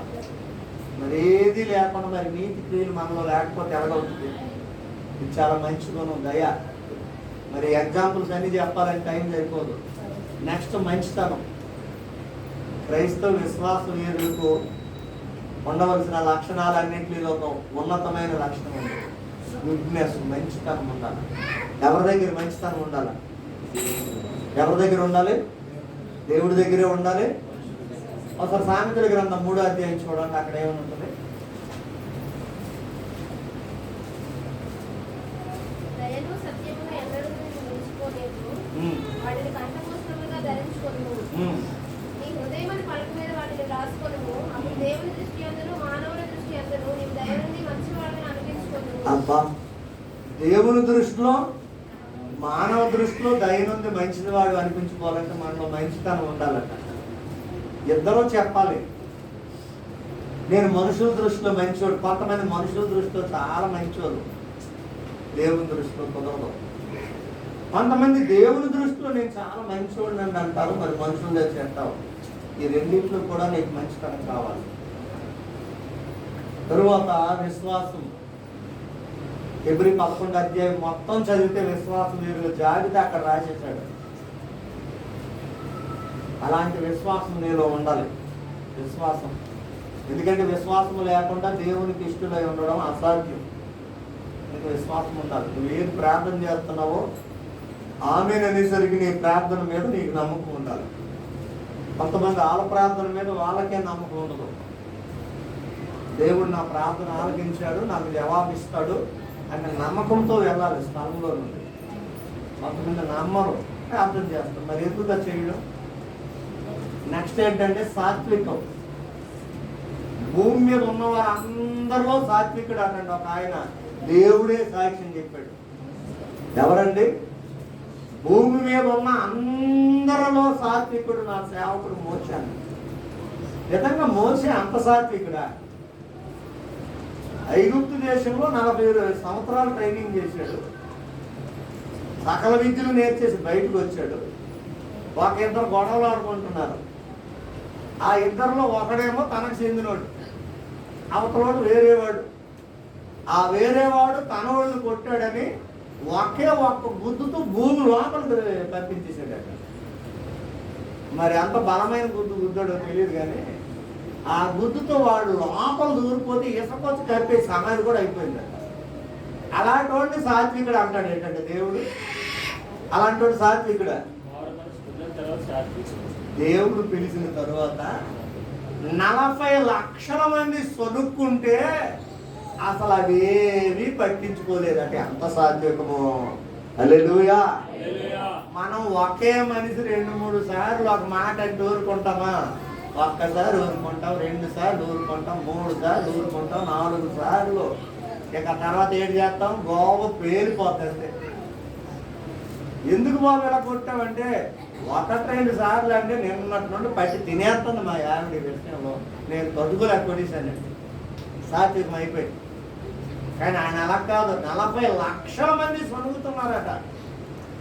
ఆ సనుగులకి మోసే ఏమనలేదు కానీ దేవుడు తట్టుకోలేకపోయాడటండి. దేవుడు తట్టుకోలేక శాపకరమైన పాములు పంపించి చంపించేసాడట. దేవునికే కోపం వచ్చేసింది కానీ మోసే మాత్రం. అందుకు భూమి మీద ఉన్న అందరిలో నా సేవకుడు సాత్వికుడు. అంత సాత్వికుడు సంపాదించాలట. కొంతమంది భర్తలు కొంతమంది భార్యని భరించి భరించి భరించి భరించి భరించి ఒక్కసారి వాళ్ళ అసలవతరం ఏంటో చూపించారు. కొంతమంది భార్యలు కూడా అలాగే భర్తల్ని భరించి భరించి భరించి భరించి వాళ్ళ ఒరిజినల్ క్యారెక్టర్ ఏంటో బయటకు చూపించారు. తట్టుకోలేదు. కానీ మోసే సాత్వికుడు. కొత్త నిబంధనలో ఒక ఆయన సాత్వికుడు ఉన్నాడు. ఎవరంటే మత్తయి సువార్త 11:29 ఉన్నాడు. ఒకసారి చదవండి. ఇతను ఎవరో చూద్దాము. చదవండి. నేను సాత్వికుడను, దేన మనస్సు గలవాడను గనుక మీ మీద నా కాడి ఎత్తుకొని నా యొక్క నేర్చుకో, అప్పుడు మీ ప్రాణాలకు ఇస్తాను. ఎవరండి ఈయన? యేసు ప్రభు వారు. నేను సాత్వికుడను. మన సంఘంలో కూడా ఒక సాత్వికుడు ఉన్నాడు. జాకోబ్ పుష్ప వాళ్ళ బాబు పేరు కూడా సాత్వికుడే. మరి ఎంత సాత్వికుడో తెలియదు. ఎప్పుడైనా హౌస్ మీటింగ్ నాతో రండి, వాడి సాత్వికం ఏంటో చూపిస్తాను. అర్థమైందండి. నేను సాత్వికుడును అన్నాడు. కనుక మనలో నీతి క్రియల్లో కనబడాలి సాత్వికం. తర్వాత ఆశ, నిగ్రహం, సెల్ఫ్ కంట్రోల్ అంటారు. నిగ్రహం. దేవుడు మనకి నిగ్రహం ఇచ్చాడు. అందుకే మనకు విగ్రహంతో పని లేదు. మన వాళ్ళకి నిగ్రహం లేదు కాబట్టి విగ్రహం కావాలి. ఎందుకంటే వాళ్ళ విగ్రహం కనబడితేనే దండం పెడతారు, లేకపోతే పెట్టరు. మనకైతే బస్సులో ఉన్న ప్రభు అని వెళ్తున్నాను ఆయన, భోజనం దగ్గర ఉన్న ప్రభు డ్రైవింగ్ చేస్తున్న ప్రభు ఇదిగో ప్రయాణం వెళ్తున్నాను. మనకి అక్కడ విగ్రహంతో మనకు ఒక నిగ్రహం ఉంది. ఎందుకంటే దేవుడు మనకి ఇచ్చినది ఇంద్రియ నిగ్రహము గల ఆత్మని మనకి ఇచ్చాడు, పిరికిదనం గల ఆత్మని ఇవ్వలేదు. గలతీలో ఆయన చెప్తాడు. కాబట్టి నిగ్రహ, ఆశ, నిగ్రహం ఇవి నీతి క్రియలండి. ఒక విశ్వాసి నిజంగా మారు మనసు పొందినవాడైతే ఇది 4వ విషయం. మొదటి విషయం ఏమని చెప్పాను? క్షమించే గుణం ఉండాలి. రెండవది పాపాలను ఒప్పుకొని విడిచిపెట్టాలి. మూడవది వాక్యం కొరకు ఆకలి. వాక్యము ఎప్పుడైనా ఎక్కడైనా వాక్యం, నాకు వాక్యం వాక్యం వాక్యం వాక్యం ఆకలి కావాలి. 4వది నీతి క్రియలుగా మనలో ఇదిగో ఈ క్రియలు కనబడాలి. మిమ్మల్ని మీరు ఒకసారి సరి చేసుకొని ఈ క్రియలు మనలో ఉన్నాయో లేదో చూసుకోండి. అందులో ఏవి ఉన్నాయో ఏవి లేవో కూడా చూసుకొని అవి పొందుకోవడానికి ప్రయత్నం చేయండి. దేవుడిని అడగండి, ఇస్తాడు. నెక్స్ట్ విషయం చూడండి. అపోస్తుల కార్యములు 9:19 చదవండి. మారు మనసు పొందిన విశ్వాసంలో ఉండవలసిన 5వ లక్షణం. పిమ్మట అతడు దమస్కులో ఉన్న శిష్యులతో కూడా కొన్ని దినములుండెను. వెంటనే సమాజ మందిరంలో యేసే దేవుని కుమారుడని ఆయన గురించి ప్రకటించు వచ్చెను. రైట్. సహవాసం. ఇక్కడ ఎవరిని గురించి రాయబడిందో తెలుసా? సౌలు. పాత నిబంధనలో సౌలు కాదండి, కొత్త నిబంధనలో సౌలు, పౌలుగా మారిన సౌలు. ఈ సౌలు అనేవాడు దమస్కు పట్టణానికి బయలుదేరాడు. ఎందుకు పట్టణానికి బయలుదేరాడు అంటే క్రైస్తవుల్ని నాశనం చేయడానికి కంకణం కట్టుకున్నాడు. ఇప్పుడు కూడా కొన్ని వర్గాలు ఉన్నాయి, క్రైస్తవుల్ని నాశనం చేయడమే వాళ్ళ ధ్యేయం. క్రైస్తవులు ఎక్కడ సువార్తకు వచ్చినా అడ్డుకోవడం, అవసరమైతే వాళ్ళను కొట్టడం, కొన్ని ఏరియాల్లో చంపేయడం, వాళ్ళ ధ్యేయం అదే. వాళ్ళకు కూడా ఇండైరెక్ట్గా వాళ్ళ ప్రభుత్వాలు అధికారం కూడా ఇచ్చేశారు వాటి మీద. ఇప్పటికీ అలా ఉన్నారు. అయితే ఈయన ఉద్దేశం ఏంటి? క్రైస్తవుల్ని అంతం చేయడం. మరలా ఈయన ధర్మశాస్త్రం బాగుగా ఎరిగిన వాడు, 14 సంవత్సరాలు ట్రైనింగ్ చేశాడు. ధర్మశాస్త్రం బాగా తెలుసు, కానీ క్రీస్తు తెలీదు. అందుకని ఈ క్రైస్తవులు అనేవారు ధర్మశాస్త్రానికి వ్యతిరేకంగా ఉన్నారు, వాళ్ళని సమూల నాశనం చేస్తారని ప్రభుత్వ అధికారుల ద్వారా అథారిటీ పొందుకొని, పవర్ పొందుకొని, స్టాంప్ వేసుకొని, పేపర్స్ తీసుకొని క్రైస్తవులు అనే వాళ్ళని నాశనం చేస్తానని బయలుదేరాడు. ఈయన బాధను తట్టుకోలేక క్రైస్తవులు చాలా చెదురైపోయారట. ఎక్కువ శాతం మంది దమస్కు పట్టణంలో చేరిపోయారట, మరి కొంతమంది చెదిరిపోయారట. ఈ చెదిరిపోయిన వాళ్ళందరూ ఏం చేస్తున్నారట? సువార్త ప్రకటన చేస్తూ చెదిరిపోయారట. అది అనుకున్నారట ఆనాడు క్రైస్తవులు. ఉదాహరణకి ఒక 100 మంది అనుకోండి, 100 మంది వడ్లపూడిలోనే ఉండిపోతే మన 100 మందిని ఇక్కడే చంపేస్తారు. కనుక మనం 100 మంది ఏం చేద్దామంటే 10 మంది పూర్మనపాలెం వెళ్ళండి, 10 మంది గోదావరికి వెళ్ళిపోండి, 10 మంది అన్నేడు వెళ్ళిపోండి, ఇలాగ చెదిరిపోయి 10 ప్రాంతాలకి సువార్త ముందు చాటేద్దాం. చాటేస్తుండగా వాళ్ళు చంపినా మనము చచ్చిపోదాం. మనం ఒకే దగ్గర ఉంటే సువార్త ఆగిపోయి ఒక్క దగ్గర చచ్చిపోదామని చాలా చెదిరైపోయారట. ఈ చెదిరిపోయిన వారందరూ సువార్త చేయడం మొదలెట్టారు. ఇప్పుడు దమస్కులో ఎక్కువ మంది ఉన్నారట. ఈ దమస్కులో ఉన్న వారిని ఒకేసారి నాశనం చేద్దామని వచ్చాడు. మార్గ మధ్యములో ఒక ఆయన ఈయన అడ్డుకున్నాడు. హల్లెలూయా. అంత ఉద్రేకంతో వచ్చాడు, అధికారం పొందొచ్చాడు, పవర్స్ అన్నీ సంపాదించి సమూల ధ్వంసం చేసేద్దామని వచ్చి ఈయన్ని ఒకే ఒక వ్యక్తి అడ్డుకున్నాడట. హల్లెలూయా. అంత ఉద్రేకంతో ఉన్న వ్యక్తిని ఆపగలవడం మానవుని ధర్మా? ఎవరు అడ్డుకున్నారట? యేసుక్రీస్తు. హల్లెలూయా.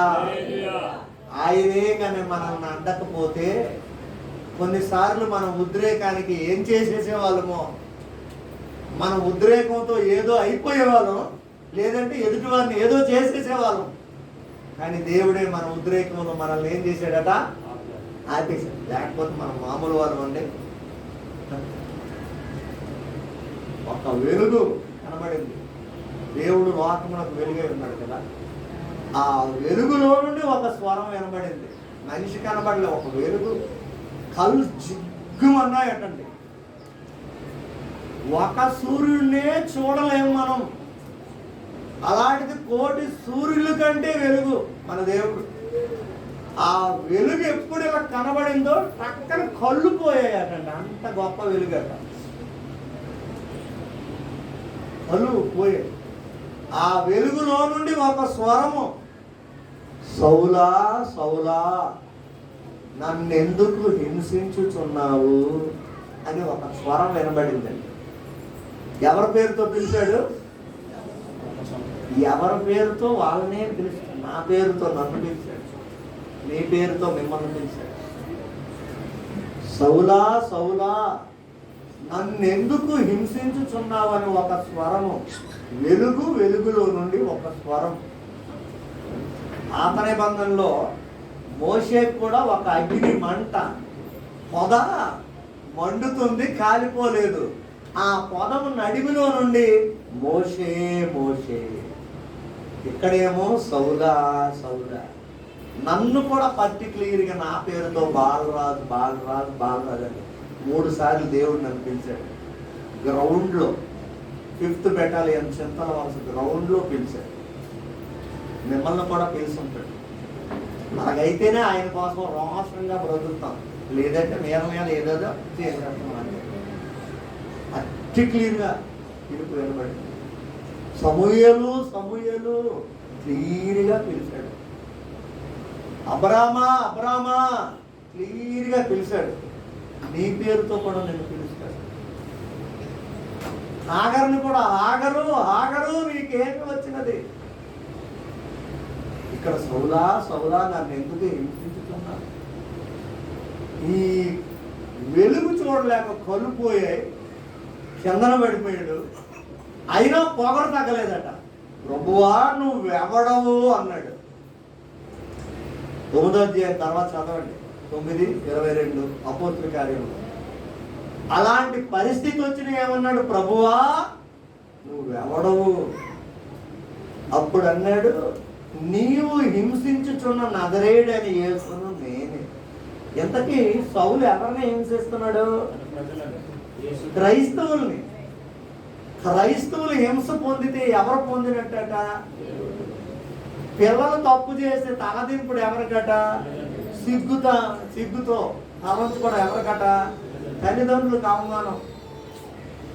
ఒక భార్య తప్పు చేసిన భర్తకి, భర్త తప్పు చేసిన భార్యకి, పిల్లలు తప్పు చేసిన కుటుంబానికి. కొంతమంది ఒక కులమోడు తప్పు చేస్తే ఆ కులం అంతా తల తెచ్చుకుంటారు. ఒక వంశం ఒకడు తప్పు చేస్తే వంశం అంతా మా వంశం పేరు తీసి పారేశారు అంటారు. ఒక సేవకుడు తప్పు చేస్తే సేవకులందరూ తలదించుకుంటారు. సినీ ఫీల్డ్లో ఉన్న ఒక వ్యక్తి తప్పు చేస్తే అందరూ తలదించు. ఒక డాక్టర్ గారు తప్పు చేస్తే డాక్టర్లు అందరూ తలదించు. నన్నెందుకు హింసించుతున్నావు? క్రైస్తవుల్ని హింసిస్తున్నాడు. కానీ ఆ హింస పొందేది, ఆ బాధ అనుభవించేది ఎవరట? దేవుడే. నువ్వు కూడా నేను చాలా బాధల్లో ఉన్నానండి అనుకుంటున్నావు. చాలా కష్టాల్లో ఉన్నానండి, మన సంఘం మొత్తం నాయన్ని బాధలు మరి ఎవరికి లేదండి అనుకుంటున్నావు నువ్వు. కానీ అనుభవించేది నువ్వు కాదు, ప్రభువే నీ పక్షాన్ని అనుభవించాడు. మన పక్షాన్ని మన పాపములే అనుభవించాడు. మరి నీ బాధను అనుభవించడా? మనం అనుభవిస్తున్నాం అనుకుంటాను మనం, కానీ మన తరపున ఆయన అనుభవిస్తున్నాడు. మన తరపున ఆయన భరిస్తున్నాడు. యెషయా 53వ అధ్యాయం అంతా ఇంటి దగ్గర చదివితే ఉంటుంది. ఆయన అనుభవించాడు. ఎప్పుడైతే నీవు హింసించుతున్న నజరేయుడని యేసును అన్నాడో కిందన పడిపోయాడు. ఇంకా అయిపోయింది. నీవు వెళ్ళుము, నేను పంపిస్తానని చెప్పాడు. ఇక్కడ ఈయనతో మాట్లాడుతున్నాడు.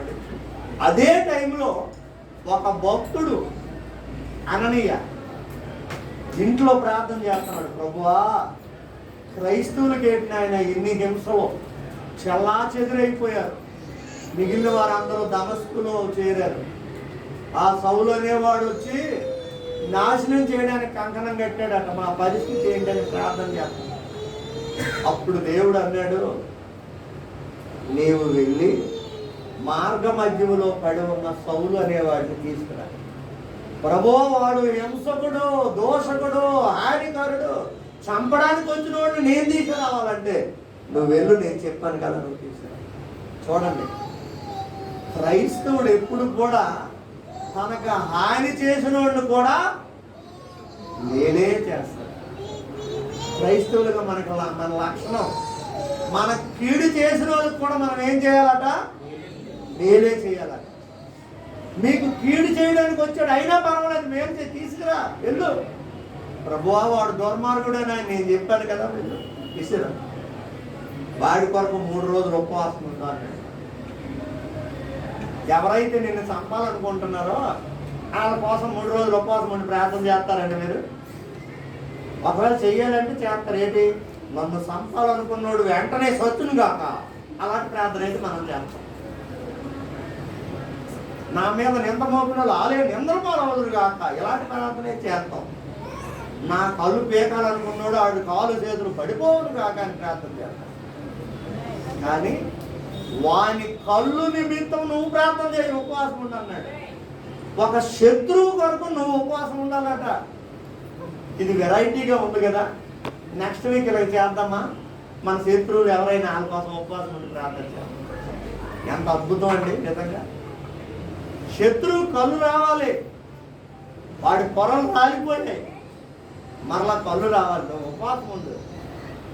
అప్పుడు ఆ భక్తుడు ఉపవాసం ఉండి ప్రార్థన చేసిన తరువాత ఆయన కళ్ళలో నుండి పొరలాంటి రాలిపోయాయట. అప్పుడు మరలా నేత్రాలు దేవుడు తెరిచి చూసినప్పుడు ఏమున్నాడు, ఇక అక్కడి నుండి విశ్వాసిగా మారిపోయాడు. హల్లెలూయా. ఇప్పుడు సౌలుకి ఏది అవసరం? అంతవరకు 14 సంవత్సరాల ట్రైనింగ్, ఇప్పుడు మరి అది పనికిరాదు. అంతవరకు ఉద్రేకపరిచేవాళ్ళు, ఉజ్జీవపరిచేవాళ్ళు, ప్రోత్సాహపరిచి అమ్ము అనేవాళ్ళు ఉన్నారు. ఇప్పుడు సౌలుకి ఏది అవసరం? సహవాసం కావాలి. హల్లెలూయా. ఒక వ్యక్తి ప్రభువులో మారు మనసు పొందితే ఆ మారు మనసు పొందినోడికి ఏం అవసరం? సహవాసం లేకపోతే వేస్ట్ అండి, నువ్వు మరల లోకంలో పడిపోతావు. అందుకే ఫెలోషిప్ అవసరం. నీకు సంఘంతో సహవాసం కావాలి. అప్పుడు అననీయ తీసుకొచ్చి శిష్యులకు అప్పచెప్పాడు, ఇదిగో క్రైస్తవుల్ని నాశనం చేద్దామనుకున్న వ్యక్తి ఇతనే. శిష్యులు యాక్సెప్ట్ చేయలేదట. అమ్మో వీడు దుర్మార్గుడు, ఇలాంటి వాడిని కానీ చేర్చుకున్నామా మన పరువులు వద్దని సరే తగిలేశారు. యేసుప్రభు శిష్యులు ఒప్పుకోలేదు ఆయన చేర్చుకోవడానికి. అప్పుడు బర్నబా అని మరొక మహాభక్తుడు వచ్చి ఆయన దగ్గర 2 సంవత్సరాలు ఉంచుకొని మరలా తీసుకొచ్చి శిష్యులకు అప్పచెప్పాడు. అయ్యా మరి ఇప్పుడు సౌలు కాదు పౌలు, దేవుడు మార్చేశాడు. నీ సహవాసములో ఉంచండి అంటే అప్పుడు వీరితో కలిపి సహవాసములో ఉన్నాడు గనుక దేవుడు తన ఆత్మతో నింపి అభిషేకంతో నింపి పౌలు గారిని ప్రపంచంలో గొప్ప సేవకుడుగా వాడుకున్నాడు. హల్లెలూయా. 5వదిగా మారు మనసు పొందిన నీ జీవితంలో కావలసిన విషయం ఏంటంటే ఫెలోషిప్ కావాలి. ఎవరితో సహవాసం ఉండాలి? ఒక్క ఆదివారం వస్తే సరిపోద్దా? ఏమంటే ఒక్క ఆదివారం సహవాసం సరిపోద్దా? వారం రోజులన్నీ అందరితో సహవాసం చేసుకుని ఉంటాం. వాళ్ళ డైలాగులు, వాళ్ళ మాటలు, వాళ్ళ పరిస్థితులు అన్నీ నీకు అలవాటు అయిపోతాయి. మరి దేవుడితో ఎప్పుడు నువ్వు సహవాసం చేస్తావు? అందుకే అపోస్తల కార్యం 2వ అధ్యాయంలో 44 నుండి చదవండి. అపోస్తలు 2:44. విశ్వసించిన వారందరూ ఏకముగా కూడి తమకు కలిగినదంతా సమిష్టిగా ఉంచుకున్నారు. ఇదిగాక వారు తమ స్థిరాస్తులను అమ్మి అందరికి వారి వారి అక్కరలు కొలిది పంచిపెట్టారు. మరియు చూడండి, ఈ భక్తులందరూ, శిష్యులందరూ, విశ్వాసులందరూ ఏక మనస్కులై ప్రతిదినము దేవాలయంలో తప్పక కూడేవారు. హల్లెలూయా. అదండి ఫెలోషిప్ అంటే. ఫెలోషిప్ అంటే ఎప్పుడు కూడాలి? సండే కాదండి. సండే క్రైస్తవులు ఎక్కువైపోతారు. ఎక్కడ చూసినా సండే క్రైస్తవులే. మనకు సండే క్రైస్తవులు ఎక్కువ కుదరదు, మండే క్రైస్తవులు ఉంటారు. మండే అంటే సోమవారం కాదు, దేవుడిలో మంట కలిగిన క్రైస్తవులు ఉండాలి. దేవుల్లో మంట కలగాలంటే ప్రతిదినం ఎలా కూడుకోగలమండి? ఏ షిఫ్ట్ అయితే రాత్రికి రా, బి షిఫ్ట్ అయితే తెల్లారా. అంతేకాదు, ఈ షిఫ్ట్లు ఇంకేమైనా ఉంటాయా? ఏమంటే ఏ షిఫ్ట్ బి షిఫ్టే కదా. ఏ షిఫ్ట్ అయితే చీకటితో వెళ్ళిపోతావు, తెల్లవారు అవదు, రాత్రికి రా. బి షిఫ్ట్ అయితే సగం రాత్రికి వస్తావు, తెల్లవారా. లేదు సి షిఫ్ట్ అంటావా? సి షిఫ్ట్ అంటే రాత్రి 9, 9:30, 10కి వెళ్తావు కదా. రాత్రి ప్రాంతం చూసుకుని ప్రతిదినం కూడుకోవాలి. నేను బ్రతికుంటుండగా ఆ ఉద్యోగం చూడాలనుకుంటున్నాను వైజాగ్లో. ప్రతిదినం తప్పక కూడుకునే మందిరాలుగా భూమి మీద ఉన్న క్రైస్తవులన్నీ మందిరాలన్నీ మారిపోవు కాక నేను చూడాలనుకుంటున్నాను. అపోస్తుల కార్యంలో ఉన్న సంఘం లాగా మన సంఘం తయారవ్వాలి. ప్రతిదినము కూడుకోవాలి. నీకు ఏ టైం వీలవుతుంది ఆ టైం కూడుకో. ఉదయం అవదు, రాత్రి కూడు, రాత్రి కాదు ఉదయం కూడుకో. అప్పుడు 1వ కీర్తన మనం నెరవేర్చిన వాళ్ళు అయిపోతాం. ఏమని? దుష్టుల ఆలోచన చొప్పున నడువక, పాప మార్గం నిలువక, అపహాసులు కూర్చుని చోటన కూర్చుండక, యెహోవా ధర్మశాస్త్రం నందు దేవా. అదే రాత్రి పగలు ధ్యానం. మరి ఇప్పుడు మన చర్చలు జరుగుతున్నది అదే. ఒకరు వచ్చినా, ఇద్దరు వచ్చినా, ముగ్గురు వచ్చినా, ఎవరు రాకపోయిన పాప నేనైనా ఉదయం రాత్రి ఎందుకు కూడుకుంటున్నాం అనుకుంటున్నారు? మీ మాటలు నెరవేర్చడానికి కాదు, దేవుని వాక్యం నెరవేర్చడానికి. నీకు చేతనైతే తెల్లవారురా, అవదు రాత్రికి రా. ఒక సండే క్రిస్టియన్గా ఉంటే మండవండి. దీపం ఎప్పుడు వెలగాల? మీరు ఎప్పుడే దేవుడికి దీపాలు పెట్టారు లేదా? ఇప్పటికి పెడతారు, పెట్టలేదా? దేవుడికి దీపం ఎప్పుడు పెడతారు? దేవుడికి మూలలో దీపం ఎప్పుడు పెడతారండి? మరి మనం ప్రార్థన ఎప్పుడు చేయాలి? రోజు. కొంతమంది ఆదివారం వస్తే మేము ఆదివారం వెళ్ళిపోయాం తెలుసా, మేము ఏంటనుకున్నాం, మేము ఆదివారం వెళ్ళిపోయాం. ఒక ఆదివారం వెళ్ళిపోతే ఏముందండి? ఆ ఒక్కరోజు ఫుడ్ ఆ రోజుకి సరిపోద్ది. సోమవారం వచ్చేసరికి ఫుడ్ మీకు సరిపోదు, మళ్ళీ సోమవారం రావాలి, మంగళవారం రావాలి. ఎప్పుడు వీలుంటే అప్పుడు రా. మీకు అందుకే టైమింగ్ దివారాత్రము అన్నాడు. అందుకే ఉదయమైనా రాత్రి అయినా పర్లేదు రా. రోజు వాక్యం చదువుదాం, వాక్యం ధ్యానం చేద్దాం, పాటలు పాడుదాం, సహవాసం ఉండాలి. అపోస్తులైన పౌలు గారికి ఎంత గొప్ప సహవాసం లేకపోతే అంత గొప్ప సేవకుడిగా ఆయన సేవ చేయలేడు. అర్థమైందా? ఇది మారు మనసు పొందిన విశ్వాసం ఉండవలసిన ఎన్నో లక్షణం అండి. రోమ 8:14 ఇది ఒక్కటి చదవండి ముందుగా. దేవుని ఆత్మచేత ఎందరు నశింపబడుదురో వారందరూ దేవుని కుమారులు. ఏలయనగా మరలా భయపడటకు మీరు శాస్త్రపు ఆత్మను పొందలేదు కానీ దత్తపుత్ర ఆత్మను పొందించి ఆ ఆత్మ కలిగిన వారమై అబ్బా తండ్రి అని మొరపెట్టుచున్నాము. రైట్. మొరపెట్టడం అంటే ప్రార్థనా జీవితం. మారు మనసు పొందిన విశ్వాసం ఉండవలసిన 6వ లక్షణం ఏంటండి? ప్రార్థన. చేస్తున్నావా ప్రార్థన? ఏమండి ప్రార్థన చేస్తున్నారా?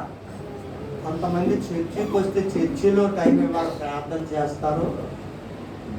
ఒకవేళ వీళ్ళు ఎంత బాగా చేస్తున్నారని నువ్వు ఎప్పుడైనా ఇంటికి వెళ్ళి చూడరుగా చేయక టీవీ నుండి అసలు లేగడం. సీరియల్ అన్నీ ఆలవే, సినిమాలన్నీ ఆలవే, జబర్దస్తి ఆలదే, టీవీ ఆలదే, క్రికెట్ ఆలదే, వార్తలు ఆలవే, అత్తాకోడలు తన్నుకోవడము ఆలదే, ఏ వార్త ఎలా ఉండాలి అది ఆలదే. నువ్వు అనుకోండి అబ్బా చర్చిలో ఇంత బాగా ప్రార్థన చేస్తుంది, ఇంట్లో ఇంకెంత బాగా చేస్తుందంటే ఏది చేయదు. ఉత్తి వేషధారణ, మనుషులకు కనబడాలని మాత్రమే చేస్తారు. మారు మనసు పొందిన విశ్వాసం ఉండవలసిన చివరి లక్షణం ప్రార్థన జీవితం. వ్యక్తిగతంగా ప్రార్థన చేయాలి.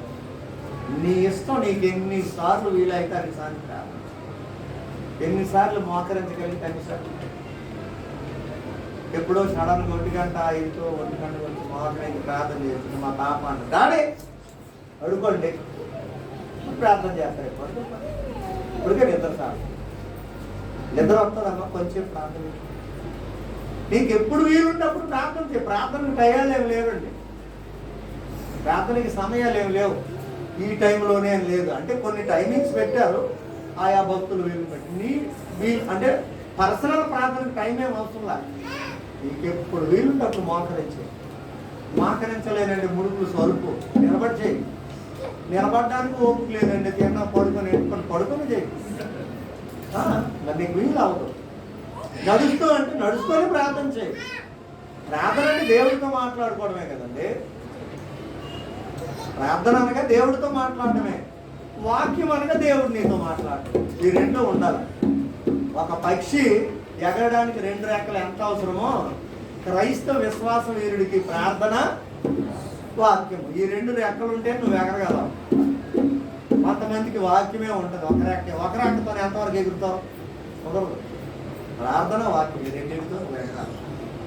ఇవి మారు మనసు పొందిన విశ్వాసం ఉండవలసిన లక్షణాలు. అందుకు యోహాను అంటాడు, బాప్తిస్మా ఇచ్చే యోహాను, మారు మనస్సుకు తగిన ఫలము ఫలించండి. ఈ ఫలములు కానీ మన జీవితంలో ఉంటే దేవుడు భూమి మీద ఉన్న వారందరికంటే నిన్ను హెచ్చిస్తానని ప్రామిస్ చేసేసాడు. హల్లెలూయా. అటువంటి కృప పరిశుద్ధాత్మ దేవుడు మనకు అనుగ్రహించును గాక.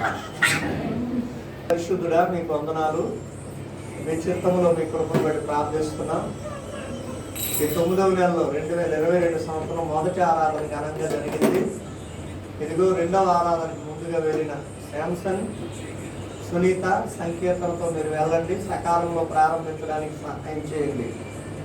ఇదిగో రెండవ ఆరాధన అనంతరం సీతంపేట వెళ్ళి అదిగో థామస్ ప్రవీణ్ కొరకు మీరు ప్రార్థన చేయడానికి సహాయం చేయండి. అలాగే తండ్రి సాయంకాలం 6 గంటల నుండి 7 గంటల వరకు పెద్దల సమావేశం జరుగుతూ ఉండగా అందరూ ఆదరణ ఉన్నట్లు సహాయం చేయండి. అలాగే రాత్రికి 7 నుండి 9 వరకు జరుగుతున్న ఆరాధనకి ఎంతమంది అయితే ఉదయకాలం తగ్గిపోయారో వారందరూ తిరిగి రావడానికి సహాయం చేయండి. ఉదయం వచ్చిన వారు కూడా మరలా బలపడినట్లు, వాక్యం చేత అభిషేకింపబడినట్లు వారిని కూడా తీసుకుందండి. మీరే మహిమ పొందండి. మా మధ్యలోనికి వచ్చి వెళ్ళిన దాసులు ఎలీషా గారితో మీరు ఉన్నారు, మీకు స్తుతులు చెల్లించుకుంటున్నాను. కృప చూపించండి. ఈరోజు మరికొన్ని నూతన ఆత్మలు గాజువాక సంఘానికి తీసుకుని రండి. స్వాతి విషయంలో ఎందు నిమిత్తం అలా జరిగిందో మాకు తెలియదు, నీ చిత్తం జరిగించిన ఆయన. ఆ విధంగా ఎంతమంది అయితే ప్రభు బాధలు అనుభవిస్తున్నారు వారితో నీ సన్నిధి ప్రసన్న తోడుగా ఉంచండి. ఫలములు లేని 12 కుటుంబాల కొరకు మనం ప్రార్థించాము, నువ్వు మార్గాలు తెలుస్తున్నావు, వందనాలు. గాజువాక మందిర విషయంలో సహాయం చేయండి, కృప చూపించండి. దినాశీర్వాదాలతో నింపండి. వచ్చిన వారందరి మీదకి నీ ఆశీర్వాదాలు పంపండి. నూతనంగా వస్తున్న వారిని బలపరచండి, భద్రపరచండి. మీ కొరకు సాక్షులుగా వాడుకొని మీరు మహిమ పొందుకోమని, పిల్లలందరికీ నీ దీవెనలు కుమ్మరించమని, మేము వెళ్ళడానికి ముందుగానే థామస్ ప్రవీణ్కి మీరు స్వస్థత ఇచ్చి నీ కొరకు సాక్షిగా నిలవబెట్టుకొని మహిమ పొందమని, ఎవరెవరు ఏ అవసరతలతో వచ్చారో అవసరతలన్నీ తీర్చమని, దూర ప్రాంతంలో ఉన్న అభిషేక్తో నీ సన్నిధి ప్రసన్న తోడుగా ఉంచమని, ఎనోషను దీవించమని, పౌలు గారిని ఆశీర్వదించమని, రమేష్ గారు వారి స్నేహితులు కూడా దీవించమని, ఇదిగో గుడ్ సామరిటన్ ప్రెస్బిటేరియన్ సంఘ పిల్లలందరి మీదకి నీ ఆత్మను పంపించమని, మా దేశాన్ని మీరు రక్షించి కృప చూపించి కాపాడమని, ఇప్పుడు ఎవరి గృహాలకు వారు తిరిగి వెళుతుండగా ప్రయాణం అంతట్లో తోడై నడిపించి మేలు చేయమని, మా ప్రభువును రక్షకుడు పరిశుద్ధుడైన యేసుక్రీస్తు అతి శ్రేష్టమైన నామములో ఈ ప్రార్థన మీకు అప్పగిస్తున్నాము తండ్రి. తండ్రి అయిన దేవుని ప్రేమ, కుమారుడైన యేసుక్రీస్తు కృప, పరిశుద్ధాత్మ అన్యోన్య సహవాసము సన్నిధి కూడి ఉన్న మనకు సర్వలోక పరిశుద్ధులకు సదాకాలం తోడై ఉండి నడిపించును గాక. యేసు రక్తమే జయము, ప్రభు యేసు రక్తమే జయము, ప్రభు యేసు నామమునకు సంపూర్ణ విజయం కలుగును గాక.